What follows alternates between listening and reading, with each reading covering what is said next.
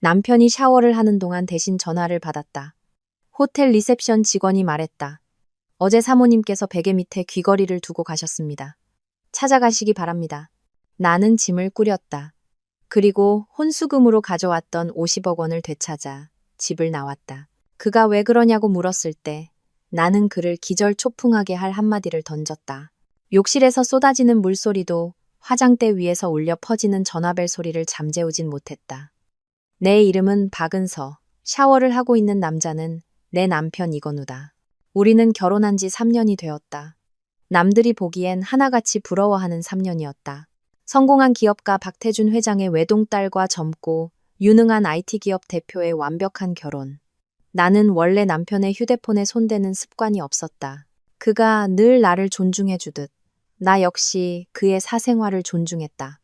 하지만 오늘 전화벨이 연달아 3번이나 울렸을 때 불길한 예감이 마음속에서 피어올랐다. 나도 모르게 손을 뻗었다. 화면이 켜지자 낯선 번호가 떠 있었다. 나는 심호흡을 하며 중요한 사업 파트너일 것이라고 스스로를 진정시키려 했으며 통화 버튼을 눌렀다. 여보세요. 내 목소리는 약간 떨렸다. 수화기 너머에서는 매우 전문적이고 부드럽지만 어딘가 사무적인 여성의 목소리가 들려왔다. 안녕하십니까, 고객님. 서울 신라호텔 프런트 데스크입니다. 실례지만 어제 이건우 고객님과 사모님께서 체크인 하셨을 때 다이아몬드 귀걸이 한 쌍을 베개 밑에 두고 가신 것 같아 연락드렸습니다. 저희 하우스키핑 팀에서 오늘 아침에 발견했습니다. 시간 되실 때 찾아가 주시기 바랍니다. 서울 신라호텔. 이건우 고객님과 사모님. 베개 밑 다이아몬드 귀걸이. 그녀가 내뱉는 한 글자 한 글자가 마치 깨진 유리 조각처럼 내 머릿속을 날카롭게 파고들었다. 휴대폰을 쥔 내 손이 떨리기 시작했다. 숨을 쉴 수가 없었다. 호흡이 목구멍에서 턱 막혀버렸다. 어제, 맞다, 어제였다. 건우는 부산지사에서 긴급한 문제가 생겨 급히 출장을 가야 한다고 했다. 이틀이면 돌아올 갑작스러운 출장이었다. 그는 현관에서 나를 안으며 피곤한 목소리로 말했다. 집 잘 지키고 있어. 은서야. 일 처리하고 바로 올게. 이번 파트너가 좀 까다로워서 나는 그 말을 믿었다. 심지어 그의 셔츠와 넥타이를 직접 챙겨주며 부산은 추우니 옷 따뜻하게 입으라고 당부까지 했다. 그런데 그의 부산 출장이란 우리 집에서 차로 15분도 안 걸리는 5성급 호텔인 신라호텔이었던 것이다. 그리고 그와 함께한 아내라는 사람은 내가 아니었다. 저기요, 고객님. 아직 듣고 계신가요? 내가 대답이 없자 리셉션 직원의 목소리에 당황한 기색이 서렸다. 나는 마른 침을 삼키며 흐트러진 목소리를 가다듬으려 애썼다. 그들이 의심하게 해서는 안 됐다. 아, 네. 나는 헛기침을 하며 최대한 태연한 목소리를 흉내냈다. 남편이 지금 좀 바빠서요. 그 귀걸이 어떤 모양인가요? 네. 눈꽃송이 디자인의 작은 다이아몬드가 세팅된 아주 아름다운 귀걸이입니다. 저희가 프런트 데스크에 보관하고 있습니다. 그녀는 여전히 프로페셔널했다. 눈꽃송이. 누군가 내 심장을 지시기는 것 같았다. 그건 지난달 우리가 주얼리 전시회에 갔을 때 건우가 한참을 들여다보던 바로 그 귀걸이였다. 그때 나는 장난삼아 사달라고 졸랐었다. 그는 그저 웃으며 말했다. 넌 뭘 해도 예쁘지만 이 디자인은 좀 유치해서 너랑은 안 어울려. 안 어울리는 게 아니었다. 다른 아내를 위해 준비된 것이었을 뿐. 알겠습니다. 곧 찾으러 가겠습니다. 나는 거의 내던지다시피 전화를 끊었다.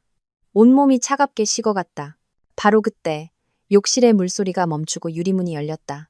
건우가 허리에 목욕 타월만 두른 채 젖은 머리로 걸어 나왔다. 그는 나를 보며 미소 지었다. 일어났어? 누구야? 이렇게 아침부터. 나는 그를 보았다. 3년간 사랑했던 남자. 아직 따스한 온기가 남아있는 저 미소를.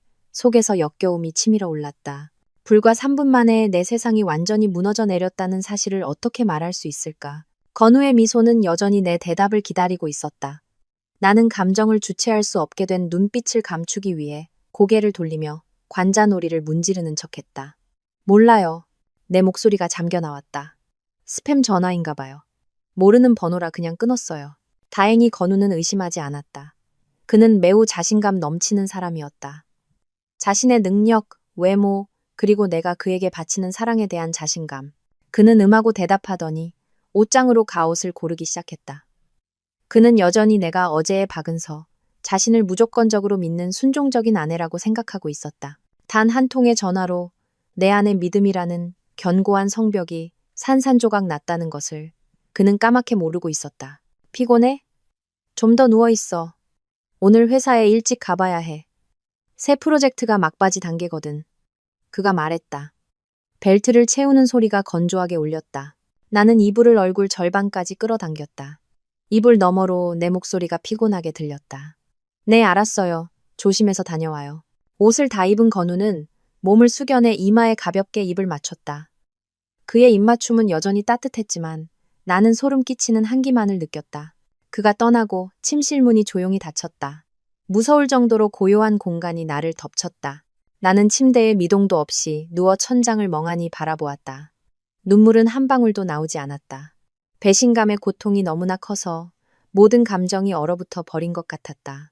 그날 밤 나는 뜬 눈으로 지새웠다. 지난 3년간의 기억이 슬로우 모션 필름처럼 머릿속을 스쳐 지나갔다. 나는 가난하지만 명석했던 대학생 건우가 아버지를 찾아와 나와의 교제를 허락해달라고 하던 나를 떠올렸다. 산전수전 다 겪은 사업가인 아버지는 그의 눈을 똑바로 바라보며 단 한 가지를 물었다. 자네, 내 딸을 진심으로 사랑하는 건가? 아니면 우리 집안 배경 때문에 그런 건가? 그때 건우는 허리를 꼿꼿이 펴고 조금의 망설임도 없이 대답했다. 회장님, 저는 은서라는 사람 자체를 사랑합니다. 집안에 어떤 것도 필요 없습니다. 저에게는 오직 은서만 있으면 됩니다. 아버지는 한참 동안 그를 바라보다 고개를 끄덕였다. 우리가 결혼하던 날, 아버지는 건우를 서재로 따로 불렀다. 그가 나왔을 때 그의 눈가는 약간 붉어져 있었다. 나중에 건우가 말해주길, 아버지는 그에게 수표 한 장을 건넸다고 했다. 이건 은서의 혼수금으로 주는 50억이다. 하지만 자네를 우리 집 대릴사위로 삼으려고 주는 게 아니라 사업 자금으로 빌려주는 걸세. 자네가 스스로의 힘으로 당당하게 사업을 일궈서 내 딸 옆에서 자신감 있게 살아가길 바라기 때문이야. 50억 원. 그것은 건우가 꿈에서도 상상할 수 없었던 거액이었다. 그 돈과 자신의 명석함, 그리고 사업적 감각을 바탕으로 건우는 K-테키를 설립했다. 지난 3년간 이름 없던 스타트업이었던 K-테크는 IT 업계의 유망주로 떠올랐다. 건우는 젊고 유능한 대표가 되었고 그의 얼굴은 경제 잡지에 실렸다. 그는 성공했다. 나는 늘 그를 자랑스러워했다. 그가 사업에 전념할 수 있도록 나는 평범한 아내로서 가정을 돌보며 한 걸음 물러서는 것을 받아들였다. 나는 그에게 돈을 달라고 요구한 적이 한 번도 없었다. 나 역시 나만의 작은 디자인 회사가 있었기 때문이다. 그가 버는 돈에 비하면 미미했지만 말이다. 나는 몰랐다. 아버지가 그에게 심어주고자 했던 그 성공과 자신감이 이제는 나를 해치는 무기가 될 줄은. 그는 우리 가족의 돈, 나의 사랑과 믿음을 대가로 얻은 그 돈으로 다른 여자를 먹여 살리고 그녀에게 값비싼 다이아몬드 귀걸이를 사주며 5성급 호텔에서 그녀를 아내라고 불렀던 것이다. 생각할수록 심장에서부터 냉기가 퍼져나갔다. 사랑, 존경, 3년간의 모든 뜨거운 감정이 순식간에 식어버리고 잿더미만 남았다. 아니, 무너질 수 없어. 나는 박태준의 딸이다. 아버지의 희생과 나의 어리석음이 이렇게 값싸게 짓밟히게 둘 수는 없다. 그 50억 원은 단순한 돈이 아니다. 우리 가족의 명예가 걸린 돈이다. 창밖으로 동이 트기 시작했다. 나는 벌떡 일어나 단호하게 이불을 걷어찼다. 모든 것이 너무 늦어지기 전에 행동해야 했다. 단 1초의 망설임도 허용할 수 없었다. 고통을 압도하는 차가운 결단력이 솟아나자 나는 곧장 옷장 문을 열었다. 내 옷과 건우의 옷이 여전히 나란히 걸려 있었다. 나의 실크 원피스들 사이에 그의 셔츠들이 끼어 있었다. 나는 방구석에서 작은 캐리어를 단호하게 꺼내 필요한 개인 용품과 내 옷 몇 벌만 챙겼다. 그가 사준 것은 단 하나도 가져가지 않았다. 건우의 휴대폰에서 알림이 울리기 시작했다. 계속해서 메시지가 도착했다. 일어났어? 오늘 하루 종일 회의라 저녁 늦게 들어갈 것 같아. 뭐 먹고 싶은 거 있으면 사갈게. 나는 그 글자들을 쳐다보았다. 역겨운 위선 덩어리였다. 나는 알림을 끄고 졸업 선물로 아버지가 사주셨던 차를 몰아 캐리어를 싣고 떠났다. 내가 한때 보금자리라고 믿었던 그 저택을 나는 친정으로 향했다. 익숙한 철문이 천천히 열렸다. 어머니가 가꾸시는 오래된 장미 정원은 여전히 활짝 피어 있었다. 어머니는 툇마루에 앉아 책을 읽고 계셨다. 내가 캐리어를 끌고 들어서는 것을 보고 놀라셨다. 은서야, 이 시간에 어쩐 일이니? 짐은 또 뭐고? 건우 서방이랑 무슨 일 있었어? 나는 억지로 미소를 지었다. 어머니를 걱정시켜 드릴 수는 없었다. 적어도 지금은 아니에요, 엄마.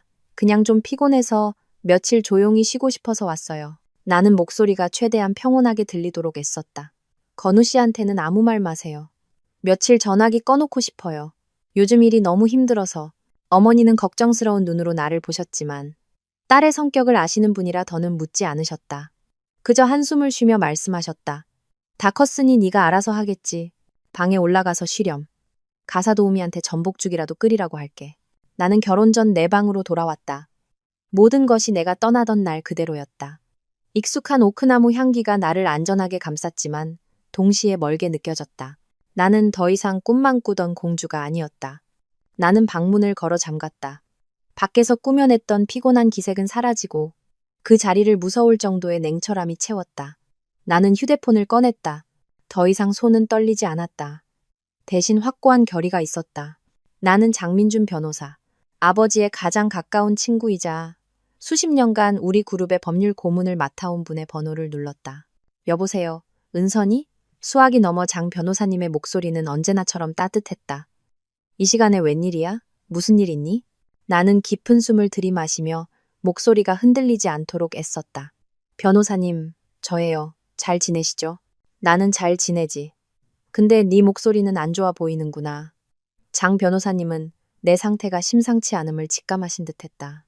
무슨 일이야? 말해보렴. 나는 눈을 감았다. 변호사님, 나는 한 글자 한 글자 또박또박 말했다. 피닉스 플랜을 가동해주세요. 지금 바로요. 수화기 너머에서 몇 초간 침묵이 흘렀다. 나는 변호사님이 숨을 멈추는 소리를 들을 수 있었다. 은서야, 너 확실하니? 장 변호사님의 목소리가 심각해졌다. 그 플랜은 한번 시작하면 돌이킬 수 없어. 아버님께서도 분명히 긴급 상황입니다. 변호사님. 나는 그의 말을 끊었다. 목소리가 단호해졌다. 저에겐 이제 물러설 곳이 없습니다. 피닉스 플랜은 아버지가 그날의 계약에 붙인 이름이었다. 비즈니스 세계의 늙은 여우인 아버지는 그 누구도, 심지어 사위조차도 완전히 믿지 않으셨다. 그 50억 원은 거저주는 혼수금이 아니었다. 그것은 나와 아버지, 그리고 장 변호사님만이 아는 구속력 있는 조건부 투자 계약서였다. 장 변호사님이 무겁게 한숨을 쉬었다. 알겠다. 모든 원본 서류는 아버님께서 나에게 맡겨두셨어. 오늘 아침 바로 절차를 시작하마. 그런데 은서야, 너 괜찮은 거니? 괜찮아요. 나는 대답했다. 내 마음은 산산조각 났지만 해야 할 일을 할 뿐이에요. 감사합니다, 변호사님. 나는 전화를 끊고 창밖을 보았다.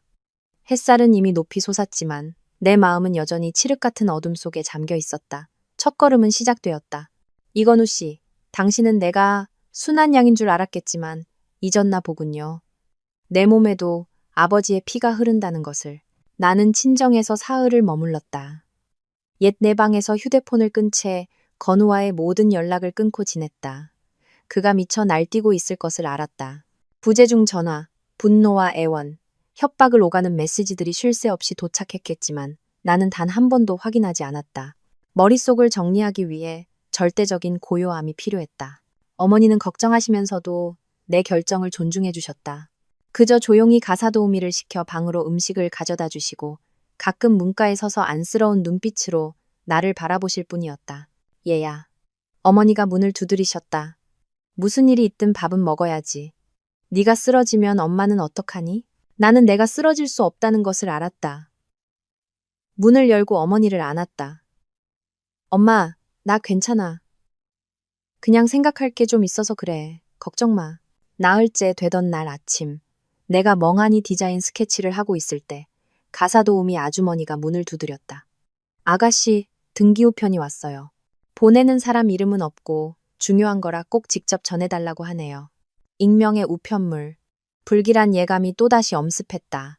나는 아래층으로 내려가 조심스럽게 갈색 종이로 포장된 작은 상자를 받았다.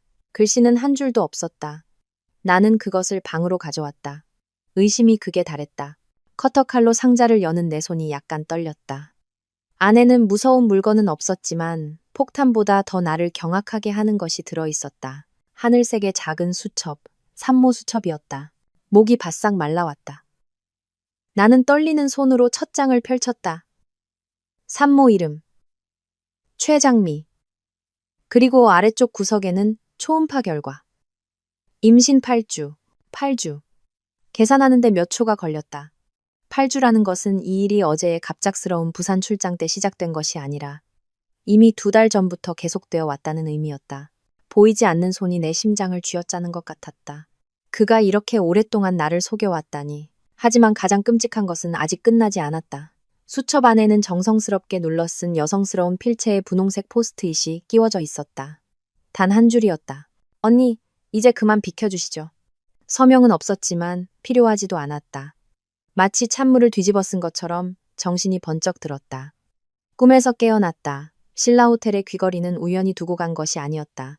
이 산모 수첩은 잘못 배달된 것이 아니었다. 이것은 도발이자 선전포고였다. 그녀, 최장미라는 이 여자는 공개적으로 내게 선언하고 있었다. 나는 당신이 갖지 못한 것, 이건우의 아이를 가졌으니 법적인 아내인 당신은 알아서 물러나라고. 이것은 남편의 순간적인 외도가 아니었다. 이것은 그와 그녀가 나를 이 자리에서 밀어내기 위해 함께 연기한 치밀하게 계산된 음모였다. 초기의 고통은 순식간에 차가운 분노로 바뀌었다. 나는 더 이상 상처받지 않았다. 그저 역겨웠다. 건우의 위선과 그 여자의 뻔뻔함이 역겨웠다. 좋아. 그렇게 놀고 싶다면 나도 같이 놀아주지. 최장미. 그 이름이 뇌리에서 떠나지 않았다. 익숙하면서도 낯선, 마치 잠재의식에 밝힌 것이 같았다. 나는 기억을 더듬었다. 어디서 이 이름을 봤더라? 아, 번개처럼 기억이 스쳐 지나갔다. 인턴, 최장미. 약 2년 전. 나는 모교의 자선 전시회에 참석했다. 그날 작고 수줍어 보이는 마지막 학년 여대생이 포트폴리오 한 뭉치를 들고 내게 다가왔다. 긴 생머리에 크고 동그란 눈이 무척 가여워 보였다. 그녀는 자신을 장미라고 소개하며 가난한 시골 출신이지만 디자인에 대한 열정이 있고 내가 하는 일을 매우 존경한다고 했다. 나는 작지만 나름의 명성이 있는 디자인 회사를 운영하고 있었다. 선배님, 제 그림들인데 한번 봐주시고 조언 좀 해주실 수 있을까요? 곧 졸업인데 건우 선배님 회사인 K테크에 지원하고 싶은데 자신이 없어서요. 그녀는 수줍게 포트폴리오를 내밀었다. 나는 그녀의 예의 바름과 진취적인 눈빛에 깊은 인상을 받았다. 포트폴리오를 열어보았다. 디자인은 아직 미숙했지만 창의성이 엿보였다. 나는 그 모습에서 과거의 내 모습을 보았다. 나 역시 간절했고 두려웠었다. 그녀의 처지에 마음이 움직인 나는 미소를 지으며 말했다. 내가 건우 씨한테 말해볼게. 자신감을 가져.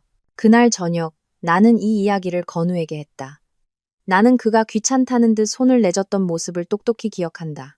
자기야, 우리 회사는 IT 회사지 자선단체가 아니야. 그리고 난 그렇게 촌스럽고 굼뜬 애들 별로야. 교육시키는데 시간만 오래 걸려. 나는 그를 한참 설득해야 했다. 한번 해봐요. UI UX 디자인팀 인턴으로라도요? 무급이라도 괜찮으니까 기회 한 번만 줘요. 재능이 있는 아이 같아요. 결국 건우는 나를 기쁘게 해주기 위해 마지못해 동의했다.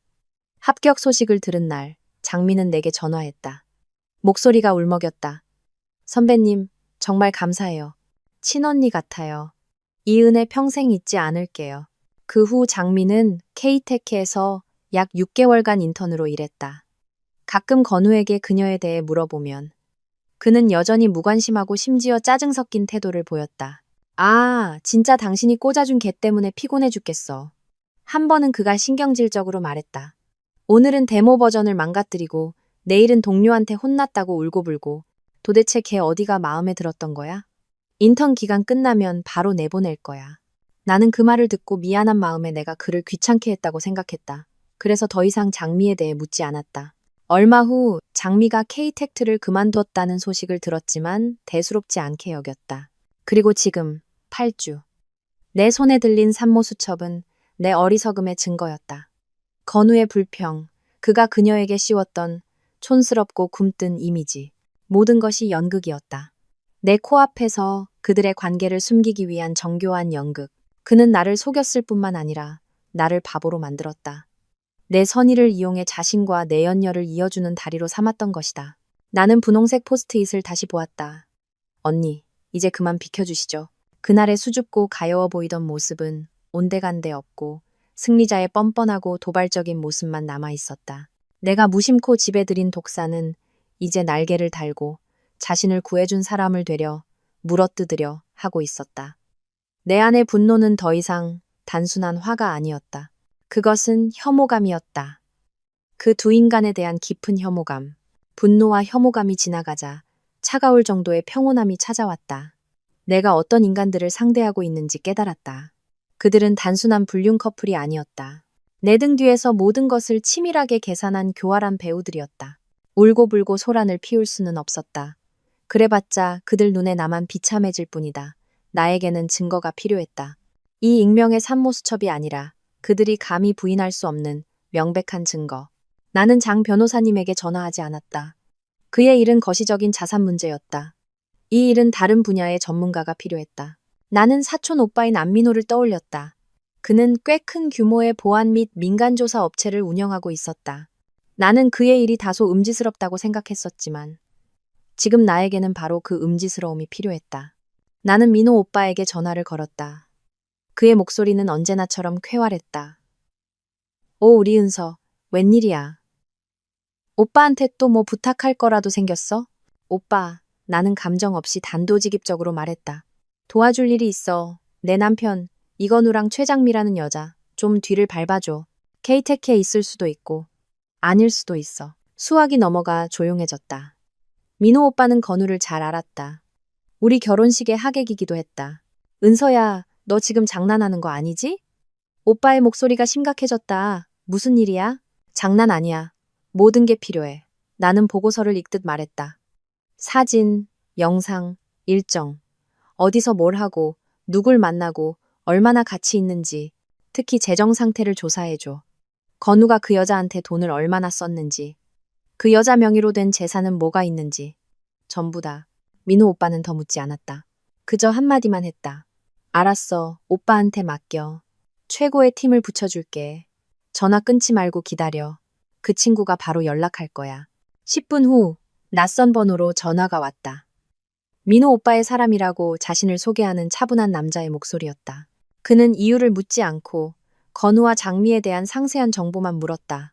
나는 내가 아는 모든 것을 제공했다. 심지어 내가 유일하게 가지고 있던 장미의 사진. 그 자선 행사에서 나와 함께 찍었던 사진까지. 장 변호사님이 조용히 피닉스 플랜을 가동하여 그 50억 원과 관련된 모든 것을 동결시키는 동안 민호 오빠의 팀은 유령처럼 움직이기 시작했다. 나는 기다렸다. 내 인생에서 가장 긴 48시간이었다. 먹지도 자지도 않고 방 안에서 창밖만 바라보았다. 그리고 이메일이 도착했다. 너만 봐. 확인 후 자동 삭제라는 민호 오빠의 메시지와 함께 암호화된 파일이 첨부되어 있었다. 나는 깊은 숨을 들이마시고 파일을 열었다. 컴퓨터 화면이 밝아졌다. 여러 각도에서 찍은 선명한 사진들. 건우와 장미. 신라 호텔이 아니었다. 그들은 강남의 한 고급 주상복합 아파트 지하 주차장에 있었다. 건우가 장미를 위해 명품 쇼핑백을 들고 있었다. 엘리베이터 안에서 키스하고 있었다. 그가 내 이마에 해주던 가벼운 입맞춤이 아닌 열정적인 키스였다. 함께 마트에서 장을 보고 있었다. 그가 다정하게 카트를 밀어주고 있었다. 지난 3년간 그가 나를 위해 단 한 번도 해주지 않았던 일들이었다. 다음은 재무 보고서였다. 심장이 멎는 것 같았다. 그 강남의 아파트. 최장미 명의. 일시불 결제. 시가 20억 원. 흰색 벤츠. 역시 최장미 명의. 2억 원. 그리고 은행 거래 내역. 선물 계좌 이체. 여행 경비. 나는 마우스를 스크롤했다. 끝이 없었다. 나는 지난 6개월간의 합계액에서 멈췄다. 거의 5억 원. 5억. 나는 지난달 건우에게 시골 본가 지붕이 낡아 수리비가 필요하다고 말했던 때를 떠올렸다. 그는 한숨을 쉬며 말했다. 자기야, 요즘 회사 사정이 어려워. 현금이 다 묶여 있어. 당신 비상금에서 1,000만 원이나 2,000만 원 정도 먼저 보태면 안 될까? 조상님 일도 우리 일이니까. 조상님을 위해 쓸 1,000만 원은 없었지만 내연녀를 위해 쓸 5억 원은 있었던 것이다. 나는 노트북을 덮었다. 검은 화면에 비친 내 모습은 메마른 눈과 싸늘한 미소를 짓고 있는 낯선 여자였다. 이건우, 최장미, 그리고 입만 열면 내가 살림을 못한다고 자기 아들에게 과분하다고 타박하던 시어머니 김미숙 여사까지. 그들은 내가 바보인 줄 알았다. 쉽게 속아 넘어가는. 그들은 아버지의 50억 원이 자신들이 마음껏 낭비해도 되는 공돈인 줄 알았다. 5억, 20억. 그 숫자들은 차갑고 잔인하게 내 눈앞에서 춤을 췄다. 나는 모든 증거를 닫았지만 심장은 진정되지 않았다. 나는 방 안에 미동도 없이 앉아 부모님의 정원을 바라보았다. 나는 내가 운이 좋다고 생각했다. 능력 있고 나를 사랑해주는 남편과 결혼해서 돈 걱정 없이 살 수 있다고. 알고 보니 나는 거짓의 잿더미 위에서 잠들어 있던 바보일 뿐이었다. 바로 그때 휴대폰이 울렸다. 장 변호사님이었다. 나는 심호흡을 하며 간신히 평정을 되찾고 전화를 받았다. 네, 변호사님. 은서야, 내가 지금 너희 집으로 가도 되겠니? 장 변호사님의 목소리는 낮고 진지했다. 아니면 네가 내 사무실로 올래? 지금 당장 이야기해야 할 게 있다. 저희 집으로 오세요. 친정에 와 있어요. 나는 담담하게 말했다. 30분 후 장 변호사님이 도착했다. 혼자가 아니었다. 젊은 변호사 2명과 함께 두꺼운 서류 가방을 들고 왔다. 부모님은 심각한 상황임을 직감하시고 조용히 자리를 피해 주셨다. 거실에는 나와 변호사님만 남았다. 장 변호사님은 서류 뭉치를 테이블 위에 놓고 내 쪽으로 밀었다. 피닉스 플랜. 그가 천천히 말했다. 오늘 오전 9시부로 공식적으로 가동됐다. 그 50억 원과 관련된 모든 계좌는 법원에 임시 동결을 신청해 둔 상태다. 나는 고개를 끄덕였다. 나도 모르게 주먹이 꽉 쥐어졌다. 변호사님, 정확히 알고 싶어요. 장 변호사님은 내 뜻을 알아차리고 서류 뭉치를 열어 붉은 인감이 찍힌 원본 계약서를 꺼냈다. 이건 내 아버님과 이건우가 너희 결혼식 직전에 서명한 계약서다. 이름은 우대 조건부 투자 계약서지. 장 변호사님이 설명했다. 건우가 자랑처럼 떠벌리고 다녔던 그 50억 원은 혼수금이 아니었다. 그것은 3년 만기 무이자 조건의 투자금이었다. 아버지는 그룹의 법인 자격으로 건우의 K테크에 50억 원을 투자하고 그 대가로 지분 40%를 받으셨다. 하지만 그게 전부가 아니었다. 장 변호사님은 마지막 페이지를 넘겼다. 내 아버님은 정말 늙은 여우야, 은서야. 모든 걸 예상하셨지. 그는 부록에 작은 글씨로 빽빽하게 적힌 조항 하나를 가리켰다. 제7조 사항. 혼인관계에서의 도덕적 의무 조항. 이게 가장 중요한 부분이다. 나는 숨을 죽이고 읽었다.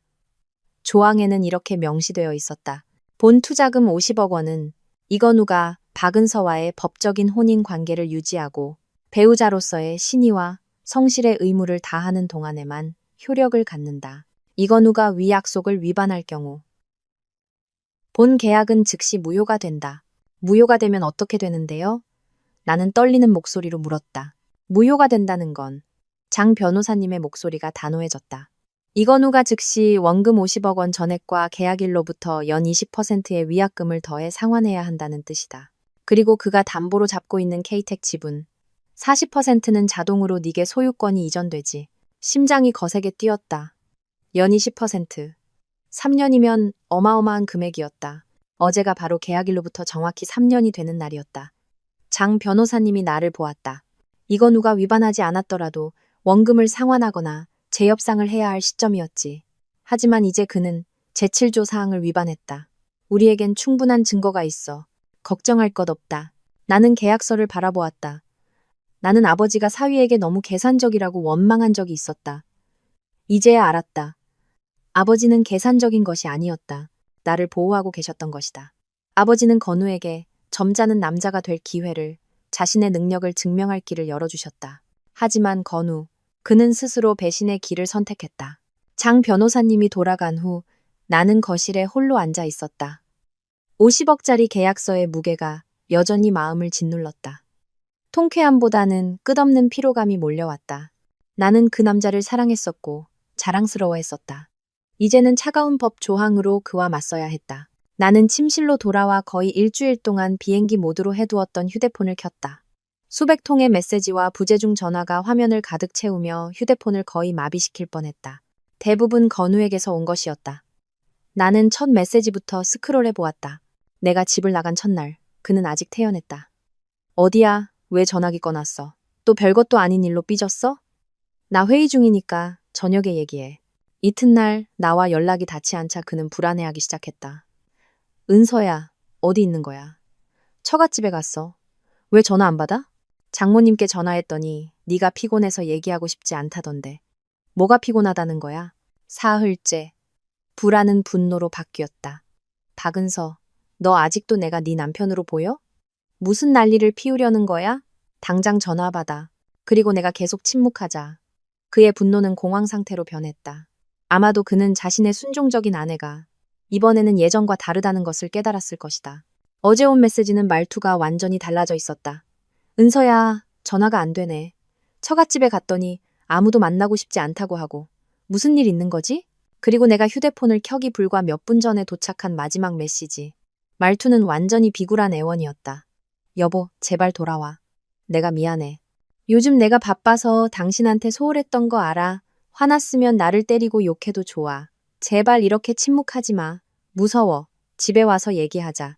어머니도 당신 걱정 많이 하셔. 제발 부탁이야. 미안하다고? 그는 무엇 때문에 미안하다는 걸까? 바빴기 때문에? 아니면 다른 여자와 잤기 때문에? 나에게 소홀했기 때문에? 아니면 내 돈 5억으로 그녀에게 집을 사줬기 때문에? 그는 여전히 내가 사소한 일로 토라졌다고 생각하고 있었다. 여전히 내가 아무것도 모른다고 생각하고 있었다. 여전히 사랑하는 아내가 화가 난 것을 풀어주려는 남편 연기를 하고 있었다. 역겨움이 치밀어 올랐다. 그는 애원하면서까지 솔직하지 못했다. 그리고 어머니까지 들먹였다. 그는 시어머니를 이용해 나를 압박하려 하고 있었다. 우리가 다툴 때마다 늘 그랬듯이. 그는 내가 항상 시어머니를 존중하고 그녀의 마음을 불편하게 하고 싶어 하지 않는다는 것을 알고 있었다. 하지만 이건 우씨, 당신은 틀렸어. 이번에는 당신 어머니도 당신을 구해줄 수 없을 거야. 나는 답장 한 통 없이 휴대폰 화면을 껐다. 나의 침묵이 가장 무서운 대답이 될 것이다. 내 예상대로 건우가 달콤한 말로 나를 불러낼 수 없게 되자 그는 자신의 마지막 무기를 사용했다. 다음 날 아침, 내가 막 잠에서 깼을 때 어머니가 방문을 두드리셨다. 표정이 다소 난처해 보이셨다. 은서야, 시어머니 오셨다. 아래 거실에서 너를 만나고 싶다고 하시는데. 심장이 쿵 내려앉았다. 김미숙 여사, 내 시어머니. 그녀는 영리한 여자였다. 부유한 집안 출신은 아니었지만 혼자 힘으로 건우를 훌륭하게 키워낸 것을 자랑스러워했고 자기 아들이 오기야 금이야 키운 재벌가 외동딸인 나와 결혼한 것을 더욱 자랑스러워했다. 나는 그녀가 나를 나쁘지 않게 대했기 때문에 항상 그녀를 존중했다. 하지만 그건 모든 것이 평화로웠을 때의 이야기다. 나는 심호흡을 했다. 네, 금방 내려갈게요. 나는 단정한 홈웨어로 갈아입었다. 화장은 하지 않고 머리만 높게 묶었다. 나는 그녀에게 내가 피곤해 보이지만 비참해 보이지는 않는다는 것을 보여주고 싶었다. 거실로 내려가자 시어머니는 아버지가 아끼시는 고가의 원목 소파에 앉아 있었다. 그녀는 실크 옷을 입고 진주 목걸이를 하고 있었지만 얼굴에는 초조함과 짜증이 역력했다. 나를 보자마자 안부는 묻지도 않고 곧장 본론으로 들어갔다. 말투에는 책망이 가득했다. 얘, 너 지금 뭐 하는 짓이냐? 부부싸움은 침대에서 칼로 물 베기라더니 누가 며칠씩이나 친정에 와서 전화기까지 꺼놓고 있어? 건우가 얼마나 걱정하는지 알아? 나는 맞은편 의자에 앉아 태연하게 물 한 잔을 따랐다. 피곤해서 며칠 쉬러 왔어요. 나는 감정 없는 목소리로 대답했다. 시어머니는 내 태도에 화가 난 듯했다. 그녀는 테이블을 가볍게 내리쳤다. 피곤? 네가 뭐 힘든 일이라도 한다고 피곤해? 시집온 여자는 살림을 잘하고 남편을 이해할 줄 알아야지. 건우는 사장이야. 밖에서 수많은 일을 처리해야 하는데 집에 오니 아내가 없어져 봐. 이게 말이 된다고 생각하니? 그녀는 익숙한 레퍼토리를 시작했다. 건우는 금이고 옥이며 그가 얼마나 대단하고 얼마나 많은 여자들이 그를 따랐지만 나를 선택했으며 내가 복에 겨운 줄 모른다는 이야기. 내가 솔직히 말해주마. 그녀는 몸을 앞으로 기울이며 목소리를 낮췄다. 남자란 말이다. 특히 내 아들처럼 잘난 남자는 밖에서 사업하다 보면 이런 일 저런 일 있을 수 있는 거야. 중요한 건 그래도 집으로 돌아올 줄 안다는 거고 여전히 네 남편이라는 사실이지. 너는 본처야. 본처는 너그러울 줄 알아야 해. 부드러운 말로 남편을 붙잡아야지. 이렇게 별것도 아닌 일로 토라져서 집을 나가면 어떡해. 너그러움. 그 두 글자가 그녀의 입에서 나오니 어찌나 비꼬는 말로 들리던지. 나는 시어머니의 눈을 똑바로 쳐다보았다. 어머니가 말씀하시는 이런 일 저런 일이 건우 씨가 제 돈으로 다른 여자에게 집 사주고 차 사주는 일이라면요. 어머니가 원하시는 너그러움이 그 사람이 다른 여자와 아이를 가진 것까지 받아들이라는 것이라면 저는 못하겠는데요. 시어머니의 눈빛이 굳어졌다. 그녀는 내가 이렇게 대놓고 말할 줄은 전혀 예상하지 못한 듯했다. 잠시 당황했지만 이내 다시 위압적인 표정을 되찾았다. 네가 지금 무슨 헛소리를 하는 거야? 건우가 무슨 돈이 있어서 누구한테 집을 사주고 차를 사줘? 걔 돈이 내 돈이야? 네. 나는 고개를 끄덕였다. 제 돈 맞아요, 어머님. 그녀는 말문이 막혔지만 억지를 부렸다. 설사 걔가 한번 실수했다 하더라도 너도 네 자신을 돌아봐야지. 네가 남편을 잘 내조하지 못해서 그런 건 아닌지 애도 못 낳고. 나는 차갑게 웃었다. 우리는 결혼한 지 이제 3년이었다. 그의 사업에 집중하기 위해 2년 후에 아이를 갖기로 합의했었다. 이제 그 이유가 그녀가 나를 탓하는 핑계가 되었다. 됐다. 너랑 더 말 안 해. 그녀는 벌떡 일어나 최후 통첩을 날렸다. 너는 건우 아내야. 시댁으로 돌아와야 해. 오늘 하루 생각할 시간을 주마. 내일 데리러 오겠다. 그래도 안 돌아오면 나 원망 마라. 그녀는 말을 마치고 획 돌아서서 나갔다. 우리 부모님께 인사 한마디 없이 그녀가 떠나자마자 어머니가 달려 들어오셨다. 모든 것을 들으신 모양이었다. 어머니는 나를 껴안았다. 목소리가 떨렸다. 세상에, 내 딸. 어떻게 저 사람들이 너한테 이럴 수가 있니? 저 집안. 정말 은혜를 원수로 갚는구나. 나는 어머니의 등을 가만히 토닥였다. 엄마, 진정해. 나 괜찮아. 다 예상했던 일이야.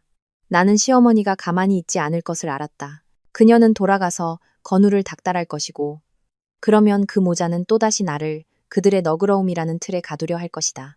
하지만 그들은 틀렸다. 나는 더 이상 예전의 내가 아니었다. 나는 어머니를 보았다. 엄마, 이거 한번 보시는 게 좋겠어요. 나는 방으로 올라가 장미가 보낸 익명의 우편물을 가져와 어머니께 드렸다. 제가 여기 온 날 누가 이걸 보내왔어요? 어머니는 떨리는 손으로 상자를 열었다. 분홍색 포스트잇을 보셨다. 언니, 이제 그만 비켜주시죠. 어머니의 얼굴이 창백해졌. 그리고 산모 수첩을 열었다. 최장미, 임신 8주. 이게. 어머니는 말을 잇지 못하고 거의 쓰러질 뻔하셨다. 나는 급히 어머니를 부축했다. 이게 제가 너그러울 수 없는 이유예요, 엄마. 내 목소리가 단호해졌다. 내가 이 수첩을 어떻게 할지 결정하기도 전에 다음 날 시어머니가 다시 찾아왔다. 이번에는 더 일찍, 그리고 혼자가 아니었다. 건우가 그녀와 함께였다. 건우는 눈에 띄게 수척해져 있었다. 눈 밑은 검고 수염도 거뭇거뭇했다.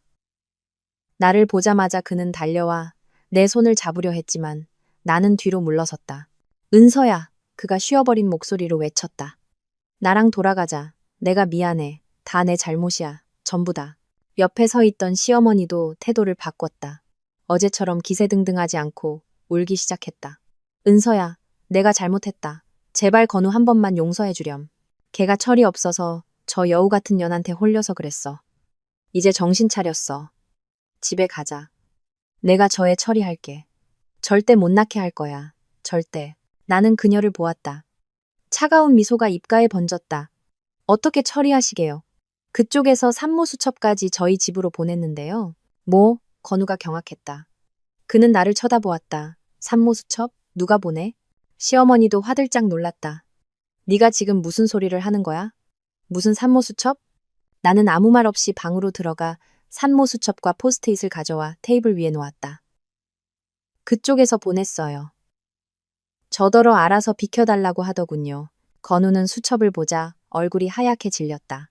그는 뒤로 물러서다 테이블 모서리에 부딪혀 거의 넘어질 뻔했다. 그는 알고 있었다. 하지만 시어머니의 반응이야말로 내가 평생 잊지 못할 것이었다. 그녀는 달려들어 수첩을 낚아챘다. 포스트잇은 보지도 않았다. 오직 초음파 결과에만 집중했다. 빠주.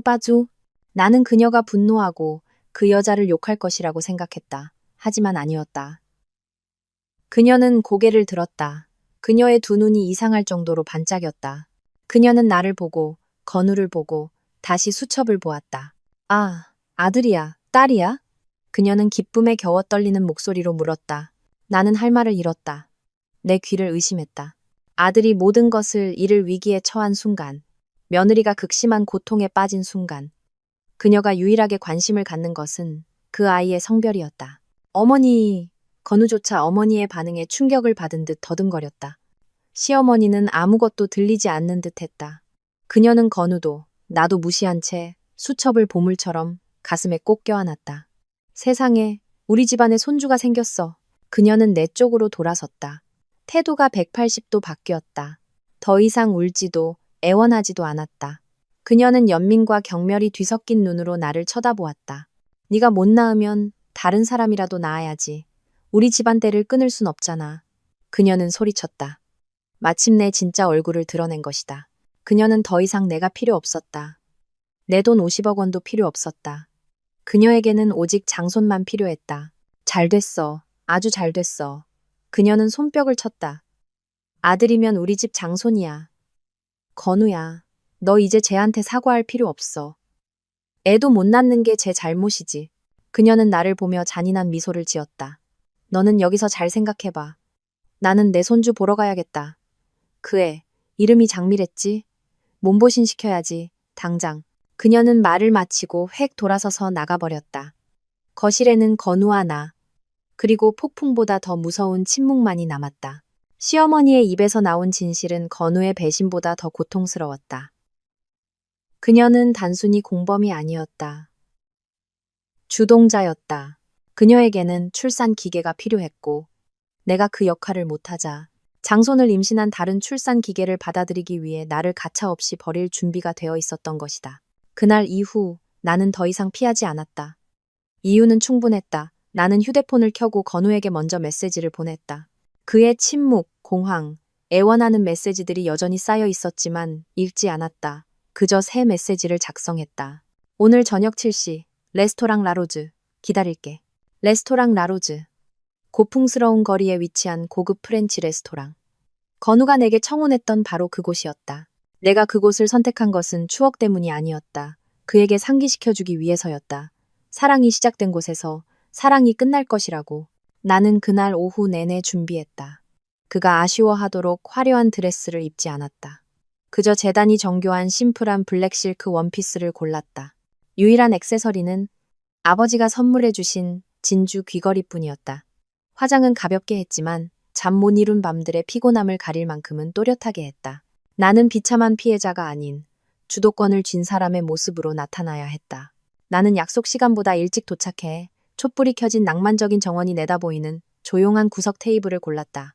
3년 전, 바로 이 자리에서 건우는 무릎을 꿇고 내 손을 잡았었다. 그는 말했다. 은서야, 나와 결혼해줘. 지금은 시작하는 사업과 사랑밖에 없지만 평생 후회하지 않게 해줄게.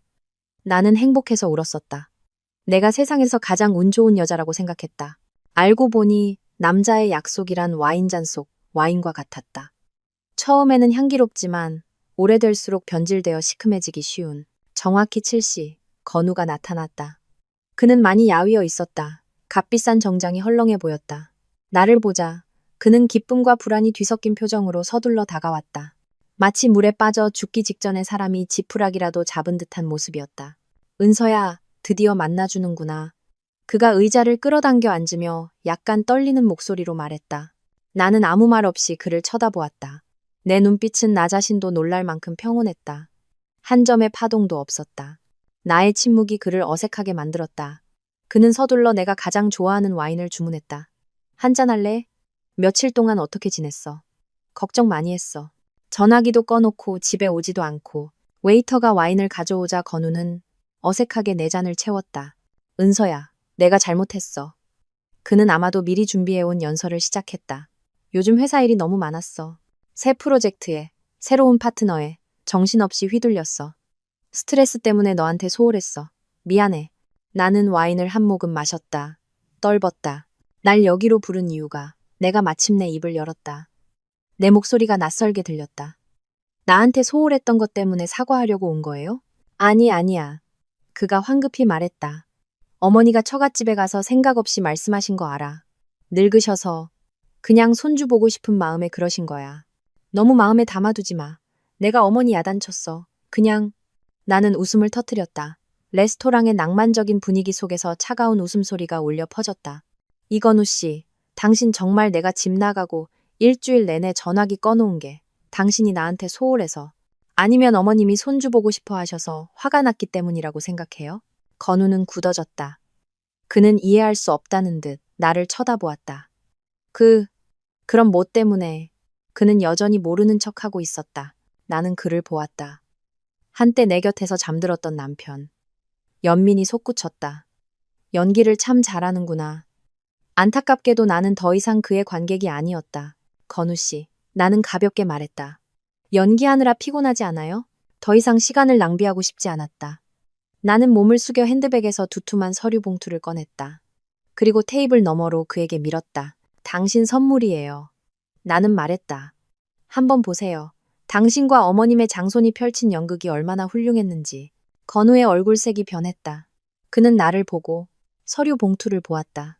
그의 눈에 당혹감이 뚜렷해지기 시작했다. 이게 뭐야? 은서야. 그는 감히 봉투에 손대지 못했다.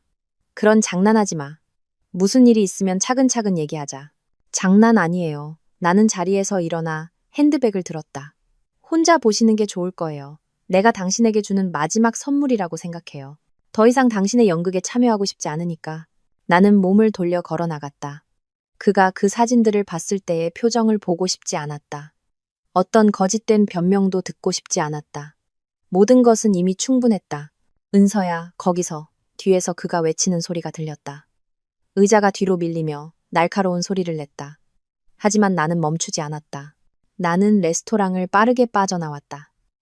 행복해 보이는 커플들을 지나 그 위선적인 세계를 벗어나 곧장 지하 주차장으로 향했다.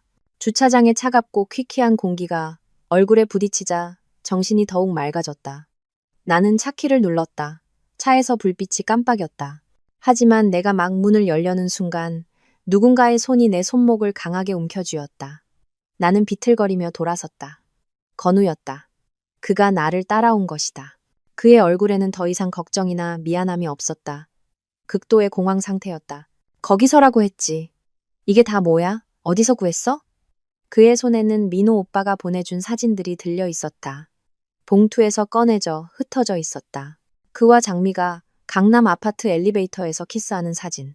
그가 그녀를 위해 명품 쇼핑백을 들어주는 사진. 흰색 벤츠 앞에서의 사진. 그리고 마지막으로 그 사이에 끼워져 있던 8주짜리 산모수첩 사본. 날 뒷조사했어? 그가 텅 빈 주차장에서 울리는 목소리로 소리쳤다. 그의 손이 내 손목을 조여왔다. 아파서 얼굴을 찡그릴 정도였다. 네가 한 짓이지? 감히 사람을 붙여서 날 감시해? 나는 그의 눈을 똑바로 쳐다보았다. 한때 따뜻했던 그 눈은 이제 분노와 공포로 가득 차 있었다. 이건 와. 내 목소리는 얼음장처럼 차가웠다. 못 놔. 그는 더 세게 조였다. 말해봐. 이 사진들 다 가짜지? 합성이지? 어머니 일 때문에 화나서 일부러 이런 짓 하는 거지? 은서야. 넌 네 남편보다 남 말을 더 믿는 거야? 그는 여전히 부인하려 애쓰고 있었고 나를 탓하려 하고 있었다. 그래요? 나는 비웃었다. 그럼 당신이 말해봐요. 그 여자 명의로 된 20억짜리 강남 아파트는 가짜예요. 진짜예요. 2억짜리 차는요.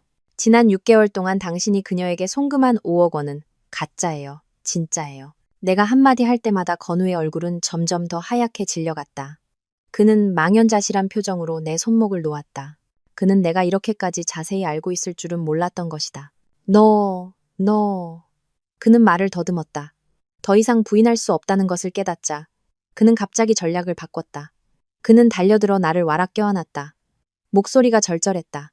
은서야, 미안해. 제발 용서해줘. 나 그냥 한 번 바람 피운 거야. 딱 한 번뿐이야. 나는 그가 앉는 대로 가만히 있었다. 이 포옹이 어찌나 역겹던지. 나도 남자야.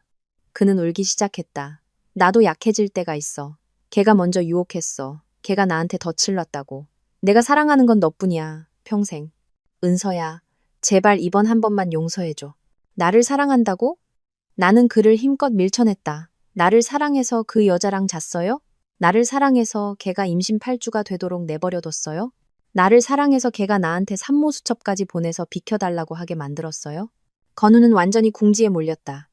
그는 내가 모든 것을 알고 있다는 것, 더 이상 변명할 길이 없다는 것을 깨달았다. 그리고 한 남자가 막다른 길에 몰렸을 때, 마지막 도덕의 껍질이 벗겨졌을 때, 남는 것은 가장 추악한 민낯이었다. 그는 더 이상 나를 안으려 하지 않았다. 그는 몸을 바로 세우고 얼굴에 눈물을 닦아냈다. 그리고 완전히 낯선 눈빛으로 나를 쳐다보았다. 좋아. 그가 말했다. 쉬어버린 목소리. 더 이상 당신과 나가 아니었다. 네가 그렇게 솔직하게 나오겠다니. 나도 솔직하게 말해주지. 심장이 쿵 내려앉았다. 두려움 때문이 아니었다. 내가 사랑했던 남자가 정말로 죽었다는 것을 깨달았기 때문이다. 말해봐. 그가 소리쳤다. 그의 고함이 주차장의 차가운 콘크리트 벽에 부딪혀 울렸다. 너, 나랑 결혼한 지 3년 동안 내 배에 소식 한 번 있었어? 나는 할 말을 잃었다. 내 귀를 의심했다. 우리는 합의했었다. 바로 그가 내게 말했었다. 은서야, 아이는 좀 천천히 갖자. 내 사업이 이제 막 시작했어.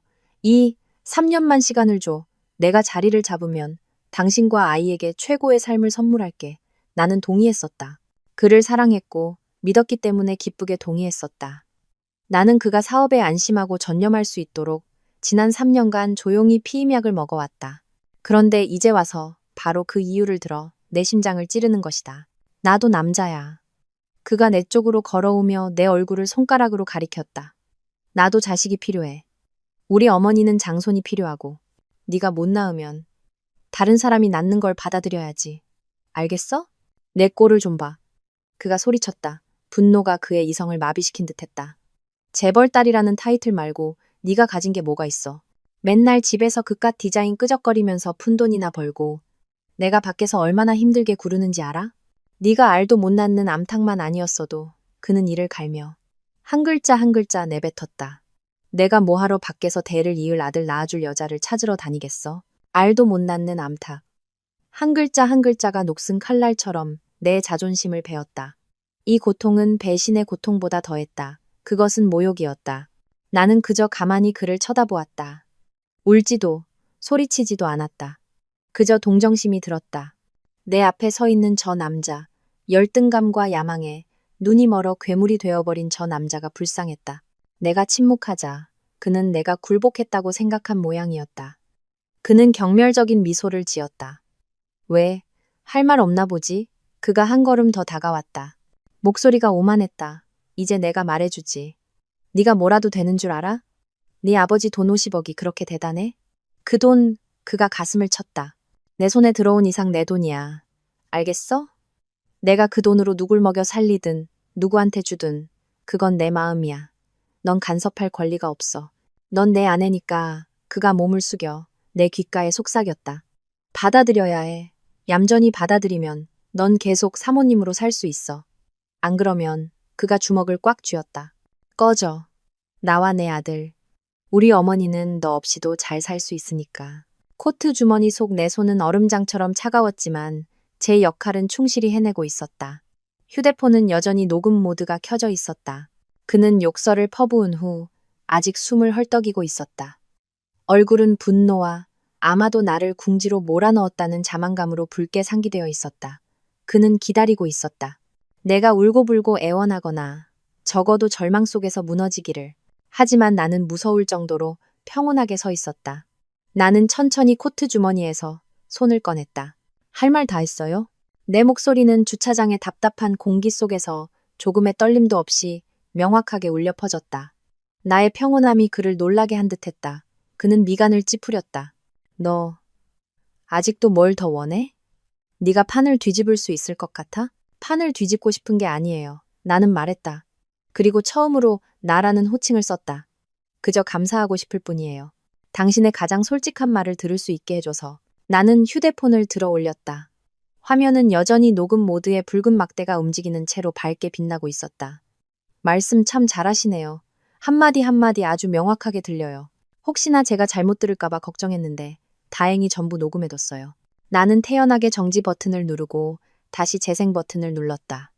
작은 스피커에서 광기 어린 목소리가 흘러나왔다. 알도 못 낳는 암탉, 50억은 내 돈이야. 내가 누굴 먹여 살리든 내 마음이야. 넌 간섭할 권리가 없어. 안 그러면 꺼져. 건우의 얼굴색이 변했다.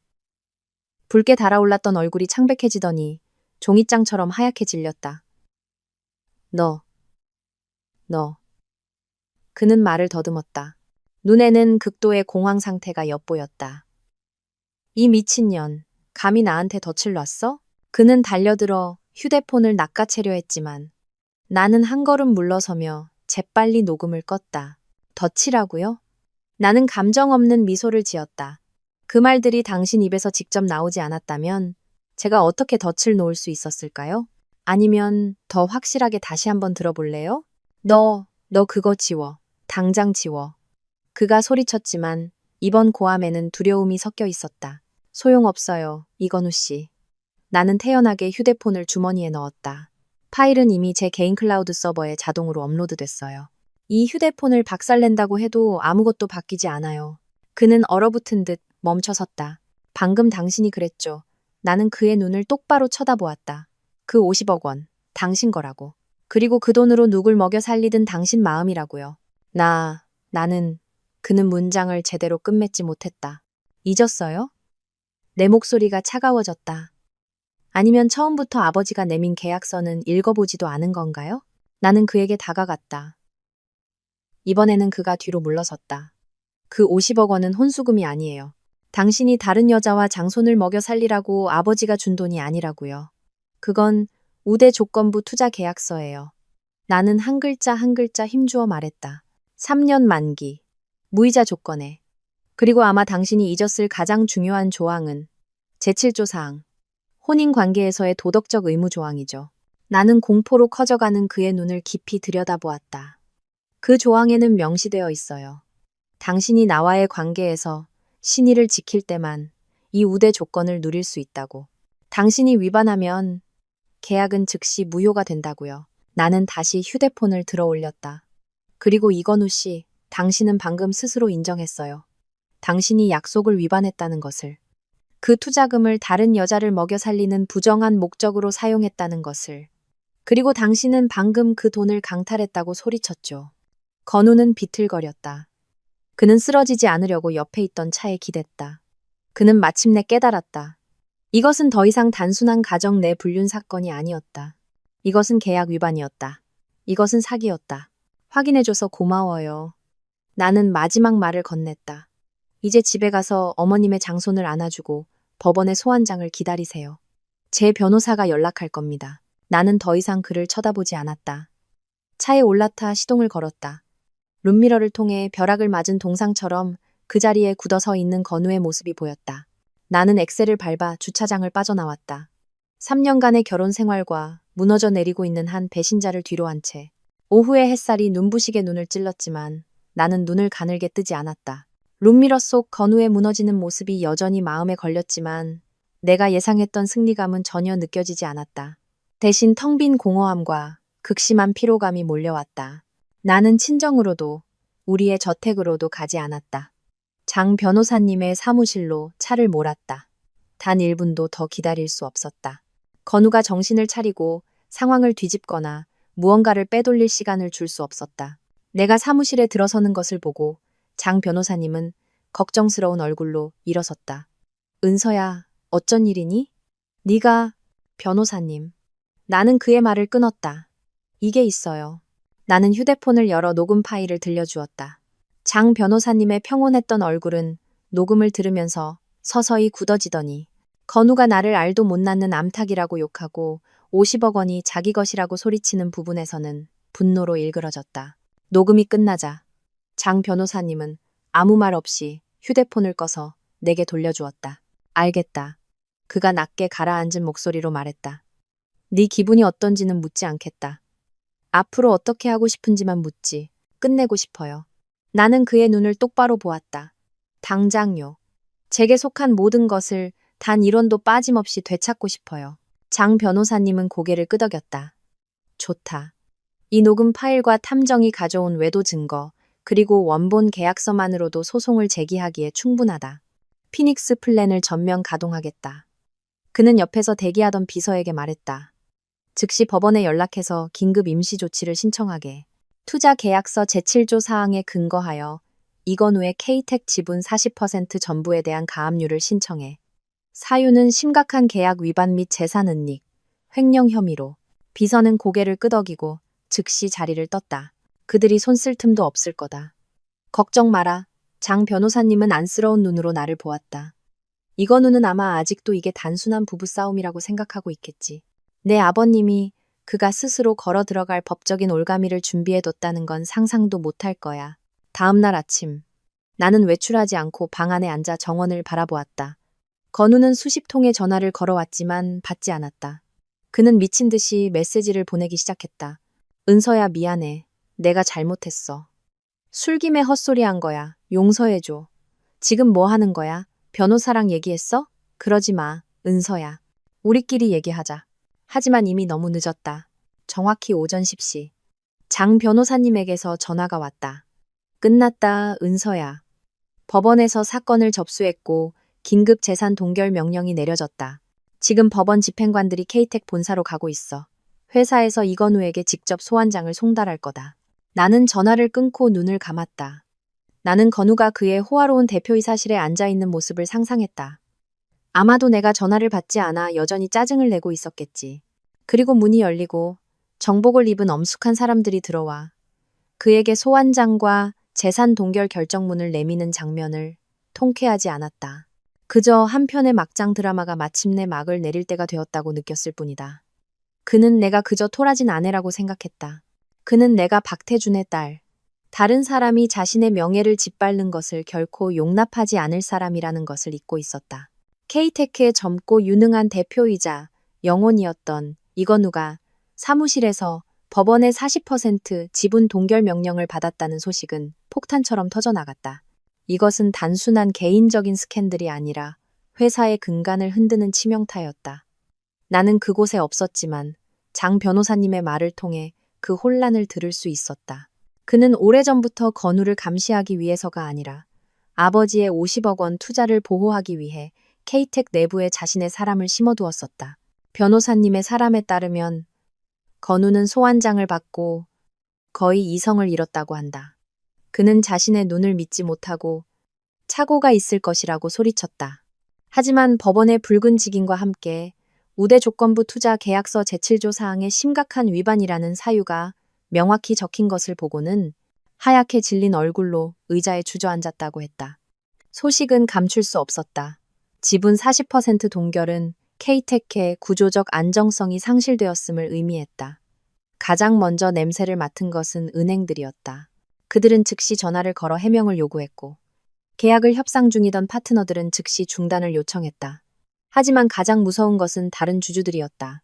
건우가 K테크를 설립할 때 그는 아버지의 50억 원뿐만 아니라 그 돈과 우리 집안의 명성을 미끼로 다른 투자자들로부터 추가 자금을 유치했었다. 그들은 건우를 믿고 투자한 것이 아니었다. 그들은 내 아버지를 회장님의 사위 뒤에 버티고 있는 거대 그룹의 보증을 믿고 투자했던 것이다. 그런데 이제 그 회장님의 사위가 바로 그 장인 집안으로부터 사기와 횡령 혐의로 고소를 당한 것이다. 이 뒤통수는 건우뿐만 아니라 그를 믿었던 모든 사람을 향한 것이었다. 아버지의 전화기가 불이 나기 시작했다. 주주들, 오랜 사업 파트너들이 조의를 표하기 위해서가 아니라 따지기 위해 전화를 걸어왔다. 박 회장님, 도대체 어떻게 된 일입니까? 이건우 그 친구, 어쩌다 자기 집안에 고소를 당한 겁니까? 회사 돈으로 내연녀를 먹여 살렸다는 소문이 있던데 사실입니까? 세상에, 저는 IT 회사에 투자했지 그놈 연애 자금 대주려고 투자한 게 아닙니다. 아버지는 그저 평온하게 대답하셨다. 여러분 걱정 마십시오. 저 역시 피해자입니다. 제 딸이야말로 가장 불쌍하지요. 하지만 여러분의 투자는 손실이 없을 것임을 보장합니다. 제가 경영권을 되찾을 테니까요. 혼란은 극에 달했다. 비즈니스 세계의 늙은 여우들인 주주들은 내 감정 따위에는 관심이 없었다. 그들은 오직 자신들의 돈에만 관심이 있었다. 그들은 자신들이 존경했던 건우가 아내까지 속인 사기꾼에 불과하다는 것을 깨달았다. 아내를 속인 자는 자신들도 속일 수 있었다. 즉시 긴급 이사회가 소집되었다. 이건우 대표의 해명이 필요합니다. 이 사태를 명확히 하지 않으면 우리는 자금을 회수하겠습니다. K텍가 도덕적으로 타락한 자에 의해 무너지는 것을 볼 수 없습니다. 명성의 정점에 있던 대표에서 건우는 이제 자신을 칭송하던 바로 그 사람들에게 포위당하고 있었다. 그는 자신의 오만함에 대한 대가를 치르고 있었다. 케이테카 벌집 쑤신 듯 시끄럽고 건우가 주주들에게 둘러싸여 있는 동안 나는 예상치 못한 전화를 받았다. 건우나 시어머니가 아닌 아버지의 회사인 피지그룹의 안내 데스크에서 온 전화였다. 박은서 이사님. 비서의 목소리가 약간 머뭇거렸다. 최장미라는 분이 찾아오셨습니다. 이사님과 약속이 있다고 하시는데 임신하신 것 같습니다. 심장이 차갑게 식었다. 최장미. 감히 여기까지 찾아오다니. 그녀의 뻔뻔함은 내 상상을 초월했다. 산모수첩을 보내 도발한 것도 모자라. 이제는 임신한 배를 하고 아버지 회사까지 와서 난리를 피우려는 건가. 어디에 있죠? 나는 물었다. 내 목소리는 무서울 정도로 평온했다. 네, 지금 로비에서 기다리고 있습니다. 많이 지쳐 보이고 계속 울고 있습니다. 3번 회의실로 안내하세요. 나는 말했다. 다른 사람은 아무도 들여보내지 말고 따뜻한 물 한 잔만 가져다 주세요. 로비에서 소란을 일으키고 싶지 않았다. 아버지는 사무실에 계셨다. 이 진흙탕 싸움에 아버지를 끌어들이고 싶지 않았다. 나는 직접 3번 회의실로 내려갔다. 문을 열고 들어서자 장미가 등을 구부린 채 의자에 앉아 있었다. 그녀는 더 이상 수줍은 인턴도 오만한 도발자도 아니었다. 창백하고 지쳐 보였다. 팔주된 배는 아직 뚜렷하지 않았지만 얼굴에는 공황 상태가 역력했다. 나를 보자 그녀는 화들짝 놀라며 황급히 일어섰다. 그리고 내가 전혀 예상하지 못했던 행동을 했다. 그녀는 차가운 바닥에 무릎을 꿇었다. 선배님, 그녀는 기어와 내 다리를 잡으려 했지만 나는 뒤로 물러섰다. 제발, 제발 부탁이에요. 건우 씨 좀 용서해 주세요. 나는 내 발치에 무릎 꿇고 있는 여자를 내려다보았다. 그녀가 감싸고 있는 배를 보았다. 지독한 아이러니를 느낄 뿐이었다. 일어나요. 나는 돌처럼 차가운 목소리로 말했다. 바닥 차가워요. 그 댁 장손한테 안 좋을 텐데. 내 말에 그녀는 잠시 멈칫했지만 이내 더 크게 울기 시작했다. 제가 잘못했어요. 제가 여우 같은 년이에요. 죽일 년이에요. 그녀는 자기 뺨을 때렸다. 제가 건우 씨를 유혹했어요. 그 사람은 죄 없어요. 제발, 제발 고소 좀 취하해 주세요. 그 사람 좀 살려주세요. 나는 팔짱을 끼고 그녀의 연기를 지켜보았다. 연기 참 잘하네요. 순진한 대학생에서 뻔뻔한 상간녀, 이제는 희생적인 연인까지. 박수라도 쳐줘야 하나요? 아니에요. 연기 아니에요. 그녀는 눈물범벅이 된 얼굴을 들었다.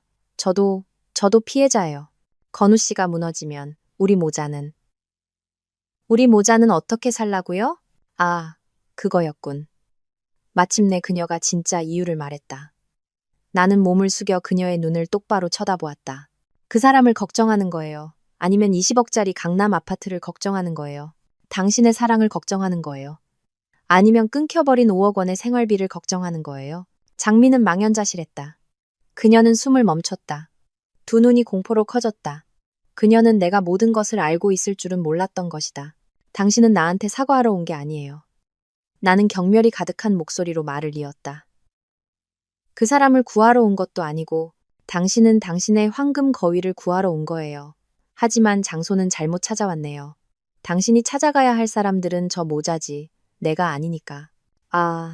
아니에요. 그녀는 더듬거렸다. 진짜 공포가 드러나기 시작했다. 20억짜리 아파트와 5억이라는 금액을 언급했을 때 장미가 보인 공황 상태가 모든 것을 말해주고 있었다. 그녀는 내가 자신과 건우가 생각했던 것처럼 아무것도 모르는 멍청한 아내가 아니라는 것을 깨달았다. 나는 모든 것을 알고 있었다. 이 악어의 눈물을 내가 믿을 거라고 생각해요? 나는 여전히 차가운 목소리로 말했다. 언니, 이제 그만 비켜주시죠. 라는 쪽지와 함께 산모 수첩을 보낸 게 바로 당신이라는 걸 내가 모를 것 같아요? 장미는 화들짝 놀라며 마치 뺨이라도 맞은 듯 뒤로 물러섰다. 저는 내가 한 걸음 다가가자 그녀는 한 걸음 물러섰다. 자기 연기 실력을 너무 믿었나 보죠? 아니면 그 뱃속의 아이를? 그것만 있으면 나를 내쫓고 당당하게 케이텍 사모님 자리에 앉을 수 있을 거라고 생각했어요? 제 잘못이 아니에요. 궁지에 몰리자 장미는 갑자기 소리쳤다. 공포가 분노로 변했다. 그녀는 모든 죄를 떠넘기기 시작했다. 김 여사님, 건우 씨 어머니요. 전부 그분 때문이에요. 나는 멈칫했다. 그분이 저를 찾아왔어요. 장미는 울부짖으며 혼란 속에서 말하기 시작했다. 제가 임신 4주였을 때 건우 씨는 아직 무서워하면서 저더러 아이를 지우라고 했어요. 근데 그 사실을 아신 어머님이 저를 찾아오셨어요. 누군가 내 심장을 쥐어짜는 것 같았다. 건우는 포기하려 했지만 그의 어머니는 아니었던 것이다. 그분이 말씀하셨어요. 장미는 흐느꼈다. 선배님은 알도 못 낳는 암탈기라고. 친정에만 기댈 줄 알지 아무짝에도 쓸모없다고. 자기 집안에는 장손이 필요하다고. 며칠 전 시어머니가 내게 했던 말이 귓가에 다시 울렸다. 그분이 저한테 약속하셨어요. 장미는 미친 사람처럼 말을 이었다. 제가 아들만 낳아주면 저를 정식으로 받아주겠다고. 건우 씨랑 선배님을 이혼시키겠다고. 심지어 선배님한테 산모수첩을 보내서 알아서 물러나게 하라고 시키신 것도 그분이에요. 세상에 나는 저 모자의 잔인함을 과소평가하고 있었다. 이것은 불륜 사건이 아니었다. 음모였다. 그들 세 사람이 함께 꾸민 연극. 그들은 나를 집에서 몰아내기 위해 함께 계략을 꾸몄던 것이다. 건우 씨도요. 장미는 멈추지 않았다. 그 사람 처음에는 망설였지만 어머니가 말씀하시니까 결국 따랐어요. 그 사람이 그랬어요. 장미의 목소리가 갑자기 시니컬해졌다. 선배님은 자기를 이해 못한다고. 아버지 돈만 믿을 줄 알지. 남편한테는 관심도 없다고. 아이만 생기면 이혼할 거라고 했어요. 그 사람이. 장미는 마치 말하기를 주저하는 듯 망설였다. 무슨 말을 했는데요? 나는 윽박질렀다. 그 사람이 이혼하면 선배님은 아이도 없고 공동재산도 없어서 빈손으로 쫓겨날 거라고 했어요. K텍 전부는 자기와 우리 아이의 것이 될 거라고. 빈손으로. 아이도 없이. 나는 마침내 이해했다.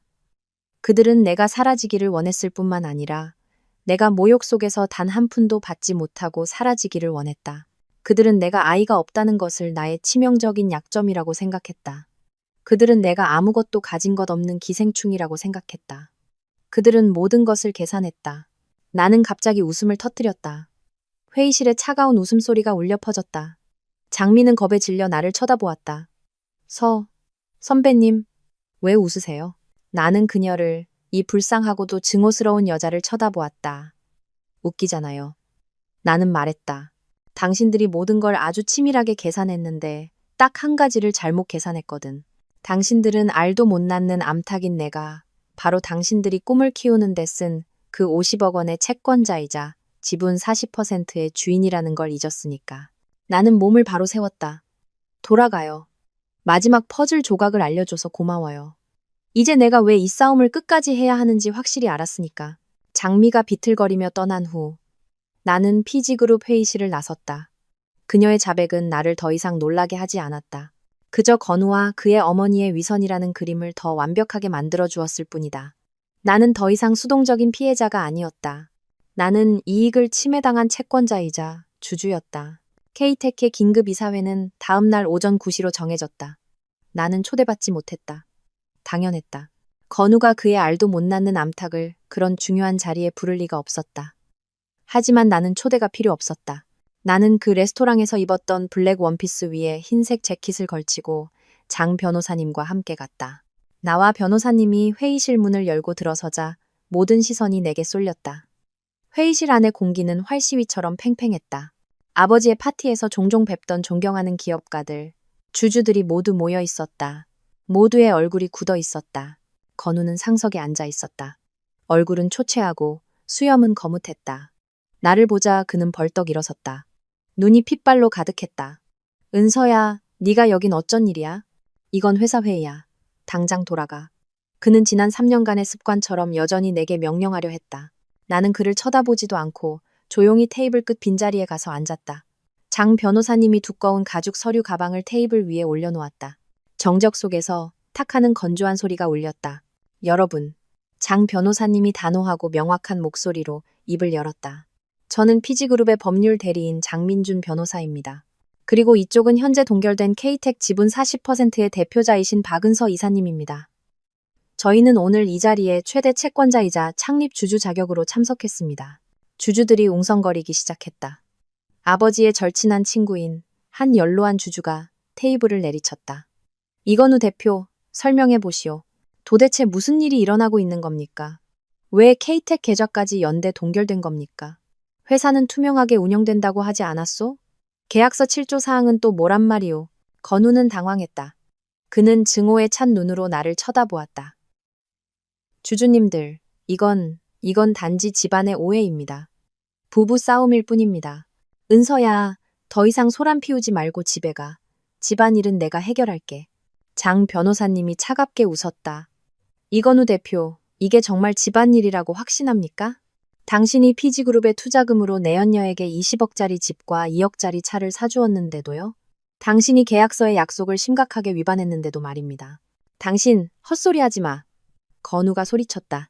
헛소리라고요? 장 변호사님은 논쟁하지 않았다. 그저 조용히 노트북을 열어 프로젝터에 연결했다. 회의를 시작하기 전에 이건우 대표의 경영 스타일을 더 잘 이해하기 위해 녹음 파일 하나를 들어보는 것이 좋겠습니다. 장 변호사님이 재생 버튼을 눌렀다. 회의실 전체가 침묵에 잠겨 지하 주차장에서의 녹음을 들었다. 건우의 목소리가 선명하게 울려 퍼졌다. 너는 알도 못 낳는 암탈기야. 내가 뭐하러 밖에서 대를 이을 아들 낳아줄 여자를 찾으러 다니겠어? 몇몇 여성 주주들이 미간을 찌푸리며 고개를 저었다. 그리고 가장 중요한 하이라이트가 울려 퍼졌다. 내 아버지 돈 50억이 그렇게 대단해? 그 돈 내 손에 들어온 이상 내 돈이야. 알겠어? 내가 그 돈으로 누굴 먹여 살리든 누구한테 주든 그건 내 마음이야. 꺼져. 건우의 고함이 끝나자마자 회의실은 폭발할 것 같았다. 세상에, 저런 무례한 50억이 자기 돈이라고? 이건 자금 횡령이야. 사기라고. 건우는 의자에 주저앉았다. 그의 얼굴에서는 핏기라고는 찾아볼 수 없었다. 장 변호사님이 손을 들어 조용히 하라는 신호를 보냈다. 프로젝터 화면이 바뀌고 우대 조건부 투자 계약서가 나타났다. 장 변호사님은 제7조 사항, 혼인 관계에서의 도덕적 의무 조항과 위반 시연 20%의 위약금에 대한 부록의 붉은 원을 그렸다. 여러분, 장 변호사님이 일어섰다.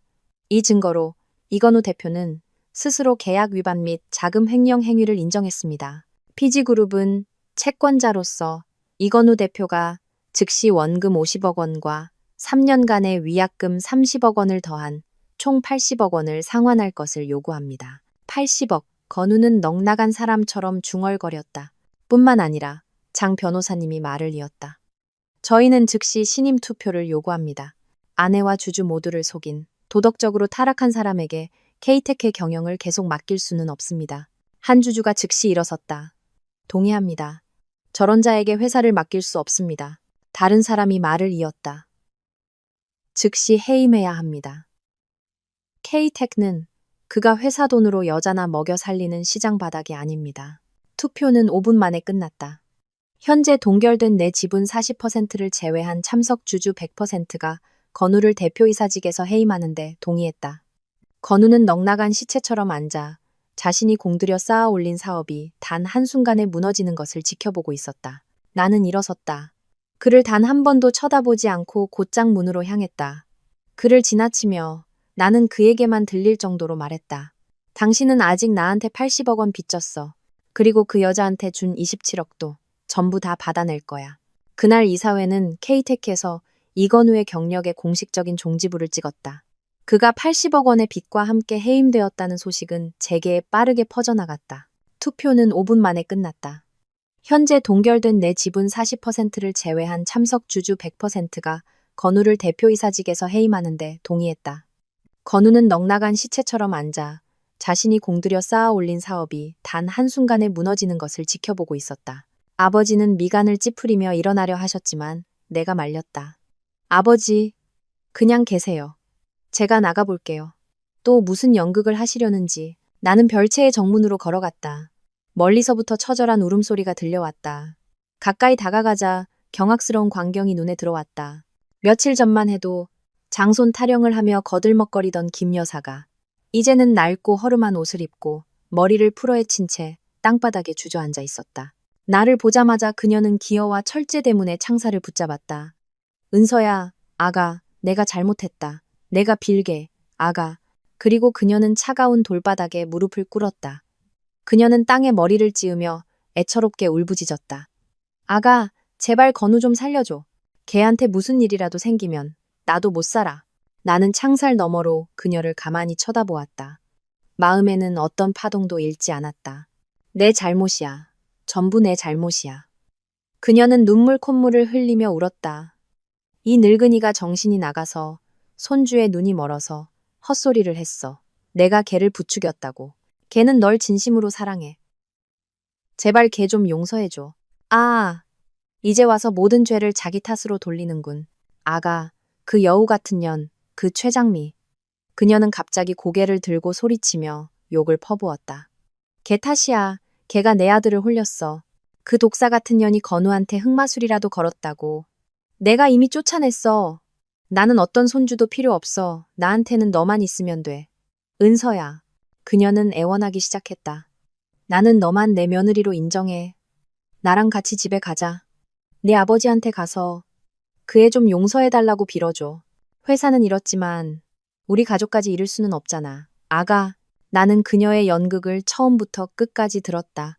애원, 자책, 남 탓, 그리고 다시 애원. 진심 어린 사과는 한마디도 없었다. 오직 상실에 대한 두려움뿐이었다. 나는 그녀가 지쳐서 울음소리가 잦아들 때까지 기다렸다가 천천히 입을 열었다. 김 여사님, 내 목소리는 평온했다. 일어나세요. 바닥 차가워요. 여기서 무릎 꿇는다고 해결될 일 없어요. 내 말에 그녀는 즉시 고개를 들었다. 눈에 희망이 번뜩였다. 너 걔 용서하기로 한 거지? 내가 너 착한 애인 줄 알았어. 착하다고요? 나는 피곤한 미소를 지었다. 제 착한 마음은 당신 내모자가 이미 짓밟아버렸어요. 여사님, 나는 여전히 부드럽지만 한 글자 한 글자 명확하게 말했다. 여사님이 산모수첩을 보고 눈을 반짝이며 장손만 있으면 된다고 하셨을 때 저는 이미 당신의 며느리가 아니었어요. 그건 기억하셔야죠. 당신과 당신 아들이 나를 속이고 알도 못 낳는다는 이유로 빈손으로 쫓아낼 계획을 세웠을 때 우리 사이의 모든 정은 끝났습니다. 내 말에 그녀는 즉시 고개를 들었다. 눈에 희망이 번뜩였다. 너 걔 용서하기로 한 거지? 내가 너 착한 애인 줄 알았어. 돌아가세요. 나는 마지막 말을 건넸다. 이 길은 이건우 씨가 스스로 선택한 길이에요. 이제 30 넘은 성인이지. 당신이 대신 무릎 꿇고 빌어줘야 할 아이가 아니라고요. 자기가 한 일에 대해서는 스스로 책임져야죠. 나는 더 이상 그녀를 보고 싶지 않았다. 나는 등을 돌려 경비의 아저씨에게 신호를 보냈다. 안쪽의 나무 문이 천천히 닫히며 밖에서 들려오는 그녀의 울부짖음과 저주, 절망의 소리를 차단했다. 착하다고요? 나는 피곤한 미소를 지었다. 제 착한 마음은 당신 내모자가 이미 짓밟아버렸어요. 여사님, 나는 여전히 부드럽지만 한 글자 한 글자 명확하게 말했다. 여사님이 산모수첩을 보고 눈을 반짝이며 장손만 있으면 된다고 하셨을 때 저는 이미 당신의 며느리가 아니었어요. 그건 기억하셔야죠. 당신과 당신 아들이 나를 속이고 알도 못 낳는다는 이유로 빈손으로 쫓아낼 계획을 세웠을 때 우리 사이의 모든 정은 끝났습니다. 그녀는 말문이 막혔다. K텍트는 내가 생각했던 것보다 더 빨리 무너졌다. 건우가 해임된 후 다른 주주들은 80억 원의 채무와 피지그룹과의 연대 책임에 대한 두려움 때문에 일제히 자금을 회수했다.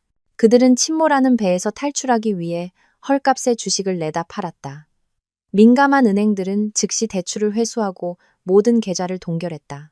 떠오르던 IT 스타 K텍트는 불과 2주 만에 공식적으로 파산을 선언했다. 가장 먼저 경매에 붙여진 것은 우리의 저택이었다.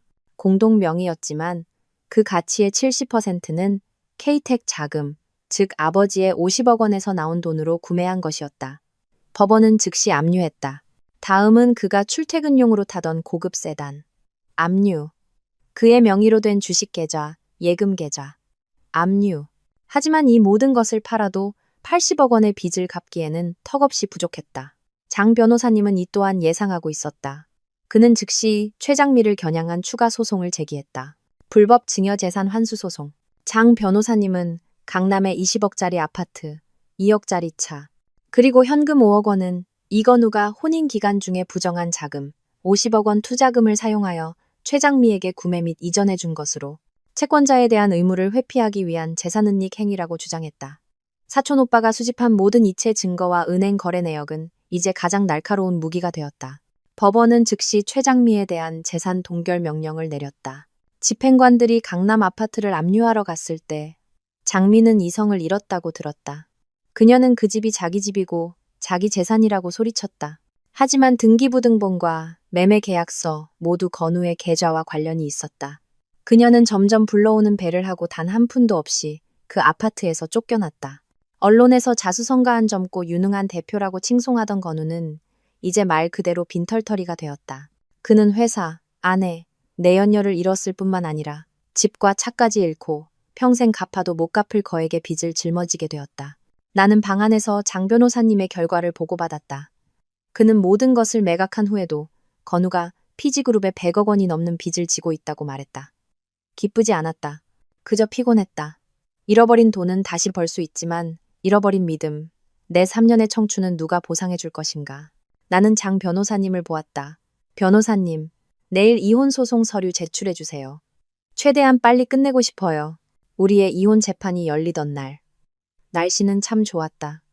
햇살은 눈부시고 하늘은 맑았다. 내 마음은 이상할 정도로 평온했다. 이것은 전쟁이 아니라 절차일 뿐이었다. 지난 3년간 내 인생을 더럽혔던 쓰레기를 공식적으로 치우는 마지막 절차. 나는 장 변호사님과 함께 법원으로 갔다. 내가 준비할 것은 아무것도 없었다. 모든 것을 변호사님이 처리해 주셨다. 법원 복도에 들어섰을 때 나는 그를 보았다. 건우. 그는 차가운 금속 의자에 홀로 앉아 있었다. 그는 내가 알던 건우가 아니었다. 값비싼 정장도, 명품 시계도, 오만한 자신감도 없었다. 그는 낡고 구겨진 셔츠를 입고 있었고 머리는 헝클어지고 수염은 거뭇했다.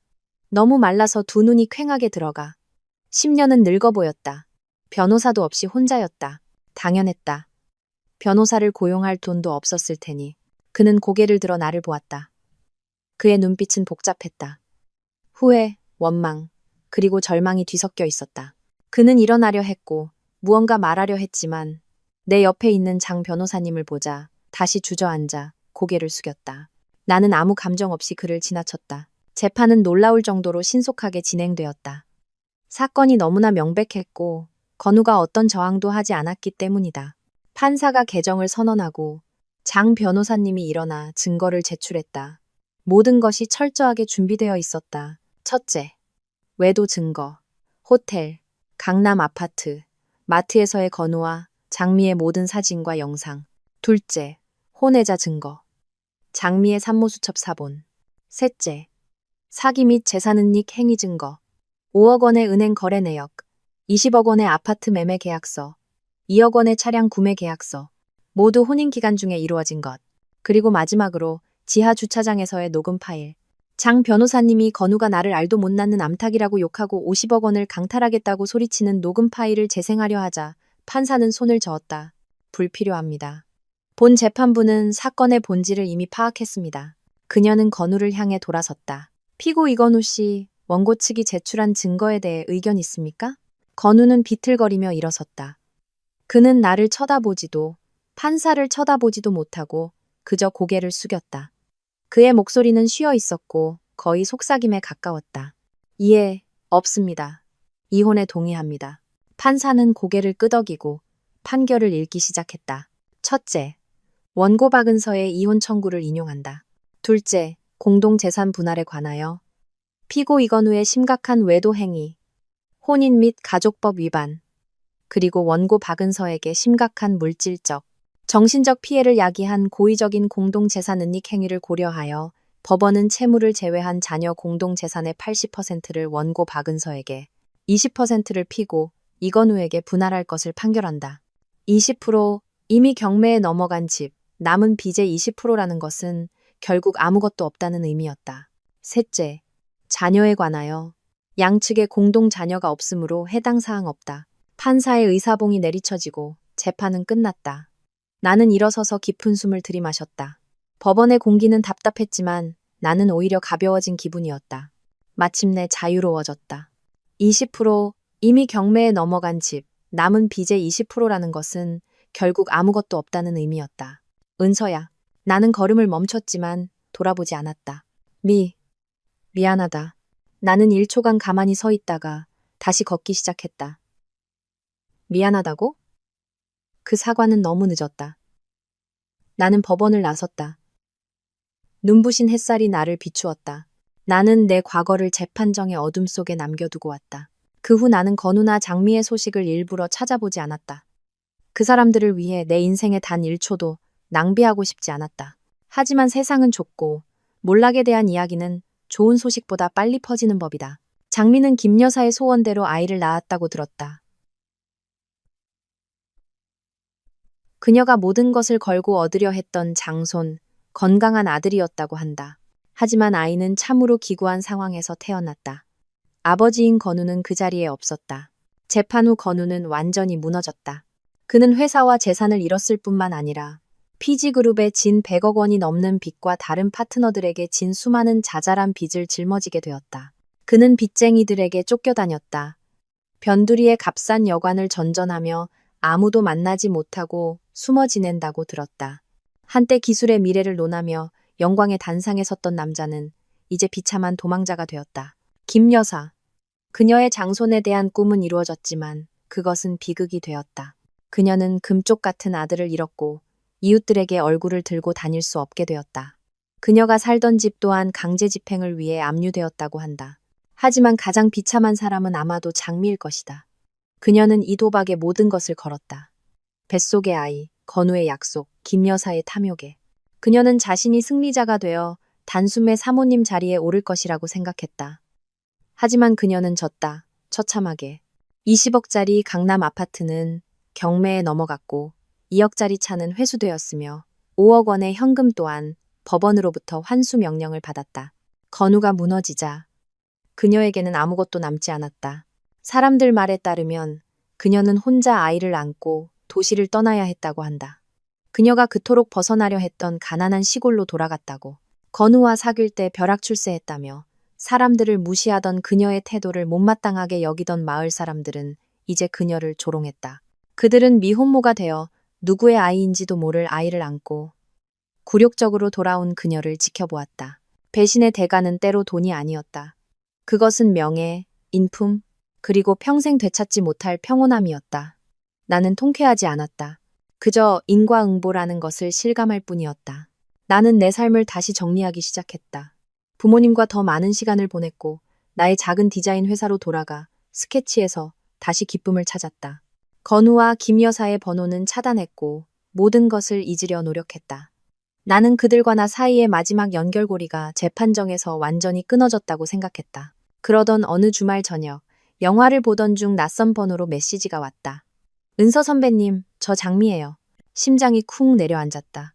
지워버리려 했지만 호기심 혹은 마지막 남은 한 톨의 연민이 나를 메시지를 열게 했다. 지금 제가 무슨 말을 해도 안 믿으시겠죠. 맞춤법도 엉망이었다. 아마도 급하게 쓴 모양이었다. 제가 잘못했어요. 죽을 죄를 지었어요. 용서해달라고는 안 할게요. 나는 미간을 찌푸렸다. 또 무슨 연극이지? 다음 메시지가 바로 도착했다. 하지만 선배님, 제 아이는 죄가 없어요. 너무 어리고 지금 아파서 병원에 입원해 있어요. 나는 화면을 뚫어지라 쳐다보았다. 건우 씨는 도망갔어요. 연락이 안 돼요. 저도 돈이 한 푼도 없어요. 제 돈은 법원에서 다 가져갔어요. 저희 모자, 이제 정말 살 길이 막막해요. 선배님. 나는 여전히 침묵했다. 그리고 사진 한 장이 전송되었다. 인큐베이터 안에 누워있는 온몸에 호스를 꽂은 붉은 핏덩이 아기였다. 작고 가여워 보였다. 나는 내 마음이 약간 흔들렸다는 것을 인정해야 했다. 그 아이는 죄가 없었다. 자신의 부모와 할머니에 의해 체스판의 졸로 이용당했고 이제 판이 끝나자 그 결과를 고스란히 감당하고 있었다. 장미의 마지막 메시지가 떴다. 더 이상 뻔뻔함이 아닌 가장 비굴한 애원이었다. 선배님, 제발 부탁이에요. 제발. 아이가 불쌍해서라도 그 애도 건우 씨 핏줄이잖아요. 제발 자비를 베풀어서 저희 모자에게 살기를 열어주세요. 분유값이라도 조금만 도와주세요. 약속할게요. 아주 멀리 떠나서 다시는 선배님 앞에 나타나지 않을게요. 나는 아기 사진을, 장미의 애원하는 메시지를 보았다. 나는 알도 못 낳는 암탉이라고 소리치던 건우의 목소리를 떠올렸다. 산모 수첩을 보고 눈을 반짝이던 김 여사의 모습을 떠올렸다. 그들이 함께 이 비극을 만들었다. 그들이 함께 이 아이를 이용해 나를 궁지로 몰아넣었다. 그리고 이제 그들이 실패하자 그들이 저지른 결과에 대해 내가 책임지기를 바라는 건가? 나는 성녀가 아니었다. 내 선의는 이미 한 번 짓밟였다. 두 번 짓밟히게 둘 수는 없었다. 이것은 그들의 인과응보였다. 건우와 장미, 그리고 김 여사가 스스로 배워야 할 교훈이었다. 나는 휴대폰을 테이블 위에 내려놓았다. 화면은 여전히 밝았다. 나는 답장하지 않았다. 번호를 차단하지도 메시지를 지우지도 않았다. 그저 답장하지 않았다. 나의 침묵이 그들 모두에게 보내는 나의 마지막 대답이었다. 그 후 며칠 동안 나는 친정집 정원에만 머물렀다. 비즈니스 세계의 온갖 풍파를 겪으신 아버지는 재판에 대해 한마디도 묻지 않으셨다. 그저 매일 아침 조용히 나와 함께 차를 마셔주실 뿐이었다. 어느 날 아버지가 문득 물으셨다. 앞으로 어떻게 할 생각이니? 나는 멍해졌다. 맞다. 나는 앞으로 어떻게 할 것인가? 나에게는 작은 디자인 회사가 있지만 그것은 즐거움이지 경력은 아니었다. 건우에게서 회수한 돈과 내 개인 자산을 합치면 편안하게 여행하고 쇼핑하며 다른 남자를 찾아 살아갈 수도 있었다. 하지만 그러고 싶지 않았다. 그건 내가 아니었다. 잘 모르겠어요, 아빠. 나는 한숨을 쉬었다. 아버지는 깊은 눈으로 나를 보셨다. 내가 너에게 50억을 준 것은 네가 행복해지길 바라서였다. 하지만 그놈은 그 돈으로 잘못된 짓을 했지. 이제 그 돈은 돌아왔지만 배신의 얼룩이 묻어 있구나. 그 돈을 은행에 그냥 놔두고 아픈 과거를 계속 떠올리며 살 생각이냐. 나는 김이 모락모락 나는 찻잔을 들여다보았다. 아버지의 말씀이 종소리처럼 나를 일깨웠다. 싫어요. 나는 단호하게 말했다. 그 돈을 깨끗하게 만들고 싶어요. 의미 있는 곳에 쓰이게 하고 싶어요. K텍트는 좋은 아이디어였어요.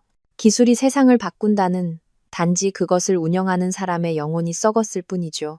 저만의 투자 펀드를 만들겠어요. 나는 고개를 들어 아버지를 보았다. 작은 펀드일 거예요. 눈앞에 이익을 줬지 않을 거예요. 지속 가능한 것에 투자하고 싶어요. 아버지는 미소를 지으셨다. 보기 드문, 하지만 자랑스러움이 가득한 미소였다. 내 딸이 드디어 정말로 어른이 되었구나. 네가 하고 싶은 일이라면 아빠는 언제나 널 지지한다. 나는 아버지의 피지그룹에 의지하고 싶지 않았다. 이것은 나만의 경력이 되어야 했다.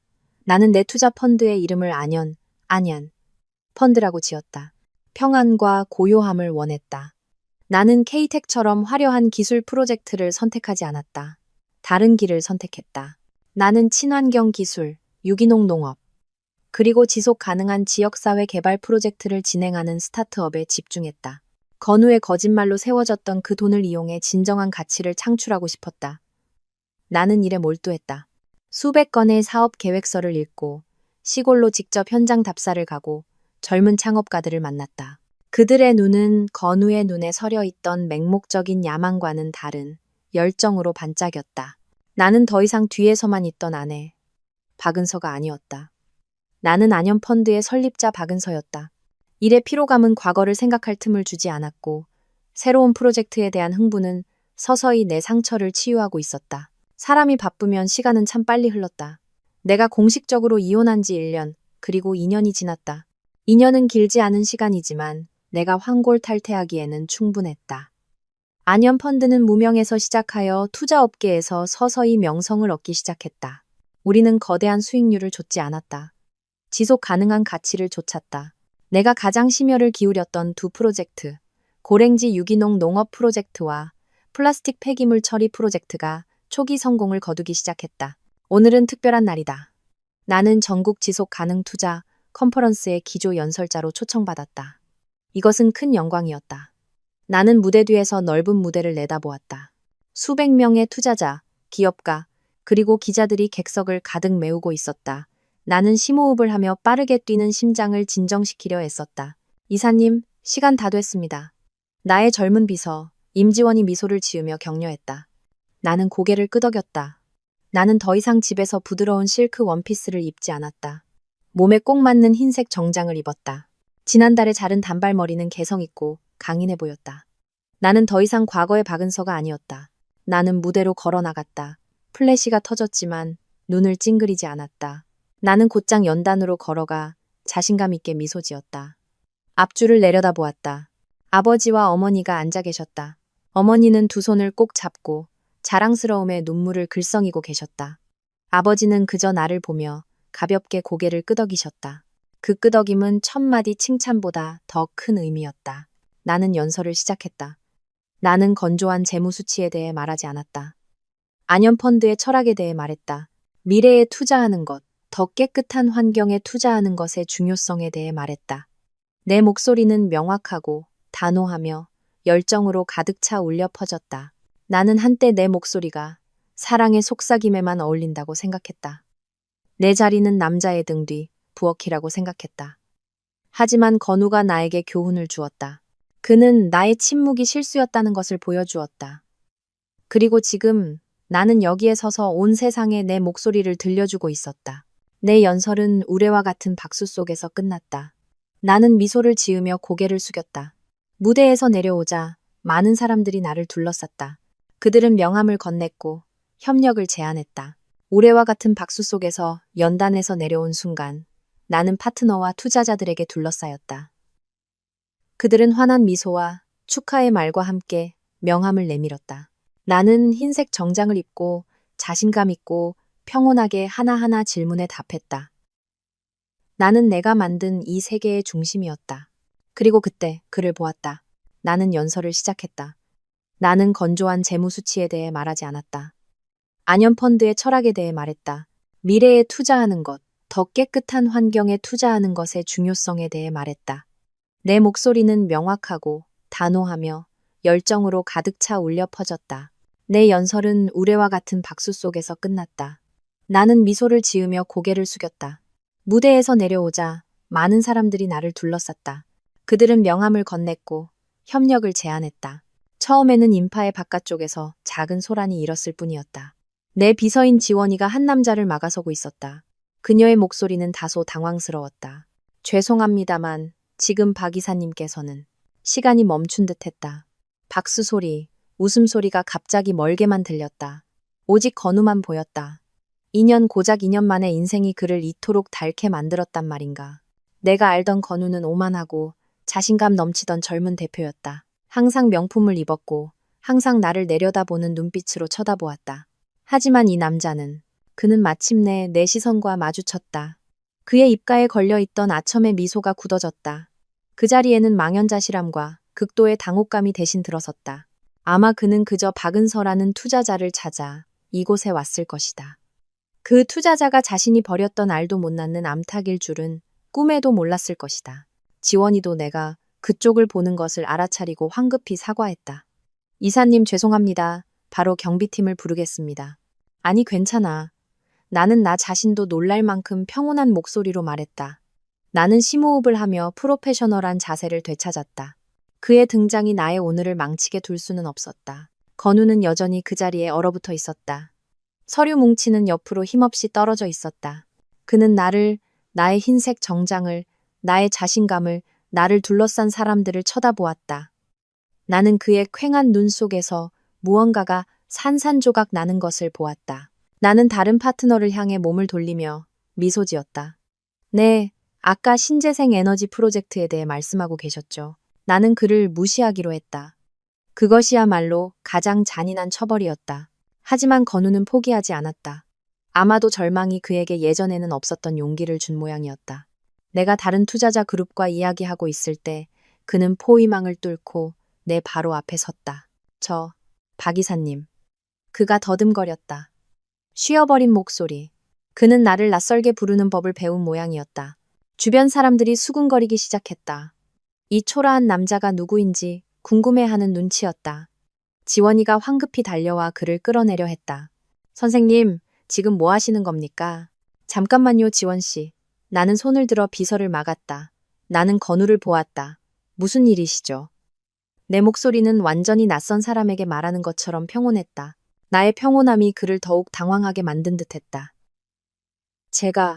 아니, 이사님. 그는 고개를 숙여 감히 나를 똑바로 쳐다보지 못했다. 안연펀드에서 새로운 프로젝트를 찾고 있다고 들었습니다. 저는 민성개발의 영업사원 이건우입니다. 저희에게 아주 잠재력 있는 프로젝트가 있습니다. 그는 떨리는 손으로 서류 뭉치를 내 쪽으로 내밀었다. 나는 민성개발이라는 들어본 적도 없는 이름의 회사를 쳐다보았다. 수천억 원 규모의 K텍티를 경영하던 남자가 이제는 작은 프로젝트 하나를 팔러 다니고 있었다. 나는 서류를 받지 않았다. 저희 펀드는 자체 심사 절차가 있습니다. 회사 이메일로 서류를 보내주시면 됩니다. 여기서는 곤란하네요. 나는 말을 마치고 돌아서려 했지만 건우가 갑자기 고개를 들었다. 그의 얼굴에는 더 이상 영업사원의 수줍음이 없었다. 그는 핏발선 눈으로 나를 쳐다보았다. 은서야. 그가 내 이름을 불렀다. 절망적인 외침이었다. 주변 사람들이 웅성거리기 시작했다. 나한테 5분만 줄 수 있을까? 그가 애원했다. 제발, 5분만. 프로젝트 때문이 아니야. 나는 그를 쳐다보았다. 여기서 끝내지 않으면 그가 계속 나를 귀찮게 할 것이라는 것을 알았다. 나는 파트너들에게 고개를 끄덕였다. 죄송합니다, 여러분. 개인적인 일이 좀 생겨서요. 5분만 실례하겠습니다. 나는 지원이에게 비대기실로 그를 안내하라고 신호를 보냈다. 비대기실은 작고 조용한 방이었다. 건우는 어색하게 내 뒤를 따라 들어왔다. 문이 닫히자마자 그는 더 이상 참지 못했다. 은서야. 그가 울었다. 중년 남자의 두 줄기 눈물이 초췌한 얼굴을 타고 흘러내렸다. 무대 위에 너를 봤어. 너무 멋있고 너무 아름다웠어. 나는 그저 가만히 팔짱을 낀 채 서 있었다. 내가 알아. 그가 흐느끼며 말했다. 내가 잘못했어. 나는 모든 걸 잃었어. 은서야. 어머니는 내가 파산한 후에 몸져 누우셨어. 회사도 집도 다 잃고. 나는 이제 이름도 없는 회사에서 영업이나 뛰고 있어. 월급도 쥐꼬리만 하고. 그 이야기를 나한테 하는 이유가 뭐죠? 나는 그의 말을 끊었다. 동정이라도 바라는 건가요? 아니야. 그가 황급히 손을 저었다. 그냥 너한테 사과하고 싶었어. 내가 쓰레기였고 개자식이었다는 거 알아. 그리고 그는 마치 모든 용기를 짜내듯 내가 전혀 예상하지 못했던 말을 꺼냈다. 은서야, 신라호텔의 그 귀걸이 기억나? 나는 굳어졌다. 그의 배신의 상징이었던 그 귀걸이. 왜 지금 이 순간에 그 이야기를 꺼내는 거지? 알아. 그가 마치 그것이 모든 문제의 핵심인 것처럼 말했다. 모든 게 그 귀걸이에서 시작됐어. 그 리셉션 직원의 전화 한 통에서. 만약 그날 네가 그 전화를 받지 않았더라면, 네가 그 사실을 몰랐더라면 아마 그는 말을 끝맺지 않았지만 나는 이해했다. 나는 그를 쳐다보았다. 그리고 2년 만에 처음으로 감정이 솟구치는 것을 느꼈다. 그것은 사랑도 증오도 아니었다. 뼛속까지 사무치는 깊은 경멸이었다. 2년이 지났고 그는 무너졌고 모든 것을 잃었지만 여전히 자신이 어디서부터 잘못되었는지 깨닫지 못하고 있었다. 그는 나를 배신한 것을 후회하는 것이 아니었다. 나에게 들킨 것을 후회하고 있었다. 그는 그 전화가 없었더라면 나는 여전히 바보로 남아 있었을 것이라고 생각했다. 그 귀걸이가 없었더라면 그는 여전히 완벽한 남편이었을 것이라고, 여전히 케이테크를, 집에서는 나를, 그리고 밖에서는 장미와 그녀의 아이를 모두 가질 수 있었을 것이라고. 그가 한 걸음 다가왔다. 목소리가 애원했다. 미안해, 은서야. 그 귀걸이 때문에 미안해. 나를 용서해 줄 수 있을까? 나의 침묵이 길어졌다. 나는 그저 그를 쳐다보았다. 한때 내 남편이었던 남자. 이제는 내 앞에서 울고불고 애원하며 귀걸이 한 쌍을 탓하고 있는 저 남자를. 목구멍에서 건조하고 피곤한 웃음이 터져나왔다. 나는 정말로 웃어버렸다.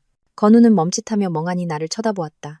그는 아마도 내가 소리치거나 욕하거나 울 것이라고 생각했을 것이다. 하지만 내가 웃을 줄은 몰랐을 것이다. 이건우 씨. 나는 2년 만에 처음으로 그의 이름을 명확하게 불렀다. 알아요? 내 인생 최대의 실수는 당신과 결혼한 게 아니라 당신이 똑똑하다고 생각했던 거예요. 그는 미간을 찌푸렸다. 은서야, 너 아직도 모르겠어요? 나는 고개를 저었다. 마지막 남은 연민마저 사라졌다. 우리 문제는 단 한 번도 그 귀걸이 때문인 적이 없었어요. 그 귀걸이는 그저 증상일 뿐이에요. 진짜 병은 여기에 있었어요. 나는 그의 가슴, 심장이 있어야 할 곳을 가리켰다. 당신의 위선, 탐욕, 그리고 비열함. 당신은 내가 당신이 바람피워서 떠났다고 생각하죠? 나는 평온한 목소리로 말을 이었다. 아니요. 나는 당신과 당신 어머니가 나를 알도 못 낳는 암탉 취급해서 떠났어요. 나는 당신이 내 아버지의 50억 원으로 내 연녀를 먹여 살리고 내 얼굴에 대고 그게 당신 돈이니 꺼지라고 소리쳐서 떠났어요. 지하 주차장에서의 녹음 기억나요? 내 목소리가 날카로워졌다. 나 아직도 가지고 있어요. 당신이 당신의 인격을 얼마나 싸구려로 팔아넘겼는지 다시 한번 들어볼래요? 건우의 얼굴이 하얗게 질렸다. 그는 벽에 부딪히며 뒤로 물러섰다. 그 녹음은 그의 악몽이었다. 당신이 여기 온 건 나는 말했다. 사과하러 온 게 아니에요. 당신은 무대 위에 나를 봤고 안연 펀드를 봤고 내가 돈이 있다는 걸 봤어요. 나는 그가 여전히 꽉 쥐고 있는 서류 뭉치를 힐끗 보았다. 당신은 투자자를 찾으러 온 거예요. 구명보트를 찾으러 온 거라고요. 안 그래요, 이건우 영업사원님? 그는 떨었다. 내가 자신을 꿰뚫어 보고 있다는 것을 알았다. 당신은 여전히 생각하죠. 나는 천천히 말했다. 그 50억 원이 혼수금, 아버지가 당신에게 준 돈이라고. 당신은 주차장에서 그게 당신 거라고 소리쳤고 내가 빈손으로 쫓겨나도록 계산했죠. 당신은 틀렸어요, 건우 씨. 나는 그에게 다가가 공황 상태에 빠진 그의 눈을 똑바로 쳐다보았다. 그 50억 원은 나는 한 글자 한 글자 또박또박 말했다. 단 한 번도 혼수금이었던 적이 없어요. 당신은 그럴 자격이 없으니까. 나는 그가 숨을 멈추는 것을 보았다. 그건 청춘의 갑이었어요. 내 목소리는 가벼웠지만 한 글자 한 글자가 망치 같았다.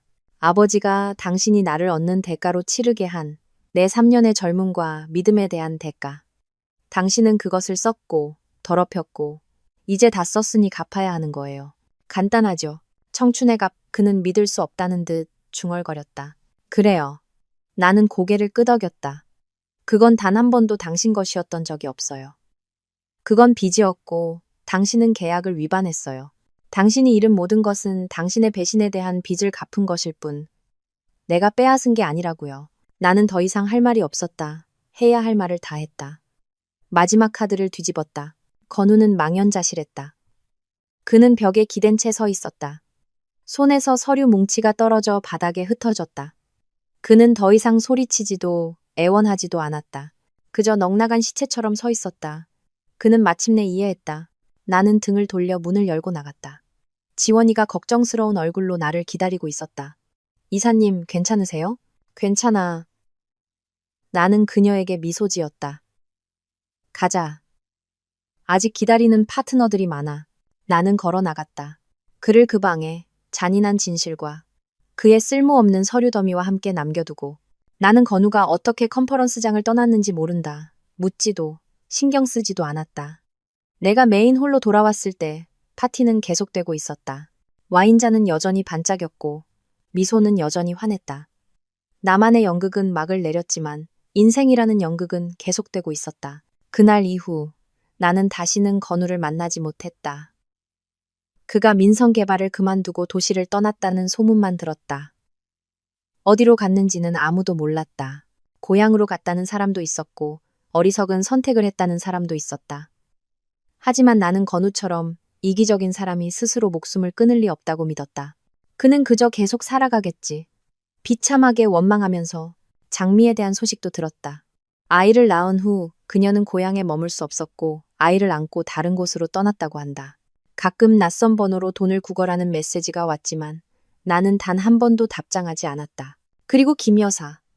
그녀는 정말로 병이 났다고 들었다. 아들을 잃고 장미가 데려가 버린 장손을 잃고 재산마저 잃은 충격에 쓰러졌다고 한다. 통쾌하지 않았다. 그저 필연이라고 생각했다.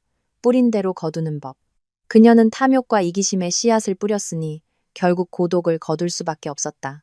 시간이 흘러 내 삶은 다시 제 궤도를 찾았다.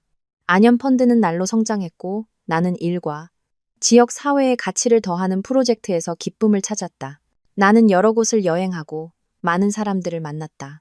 어느 늦가을 오후 나는 부모님 댁으로 돌아왔다. 나는 다시 옛 정원에 한때 울고 절망했던 그 자리에 앉아 있었다. 하지만 오늘 내 손의 찻잔은 더 이상 쓰지 않았다.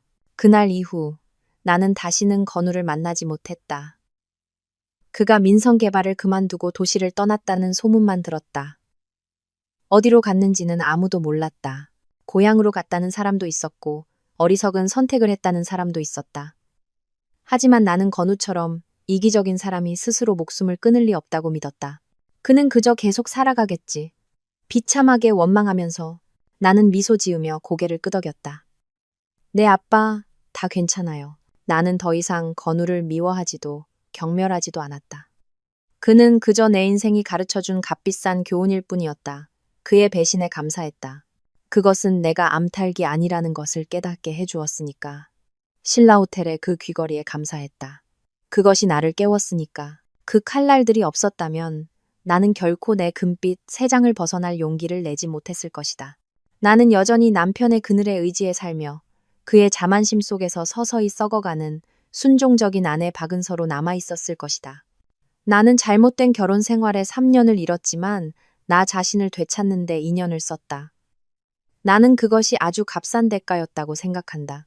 나는 고개를 들어 맑은 하늘을 보았다. 가을바람은 쌀쌀했지만 마음은 따뜻했다. 미래가 어떻게 될지는 모른다.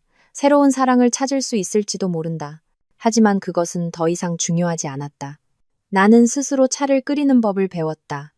그 차가 달콤할지 쓸지는 내가 결정하는 것이다. 과거는 닫혔다. 내 손으로 직접 쓰는 새로운 장, 새로운 길이 열리고 있었다. 그리고 나는 준비가 되었다는 것을 알았다.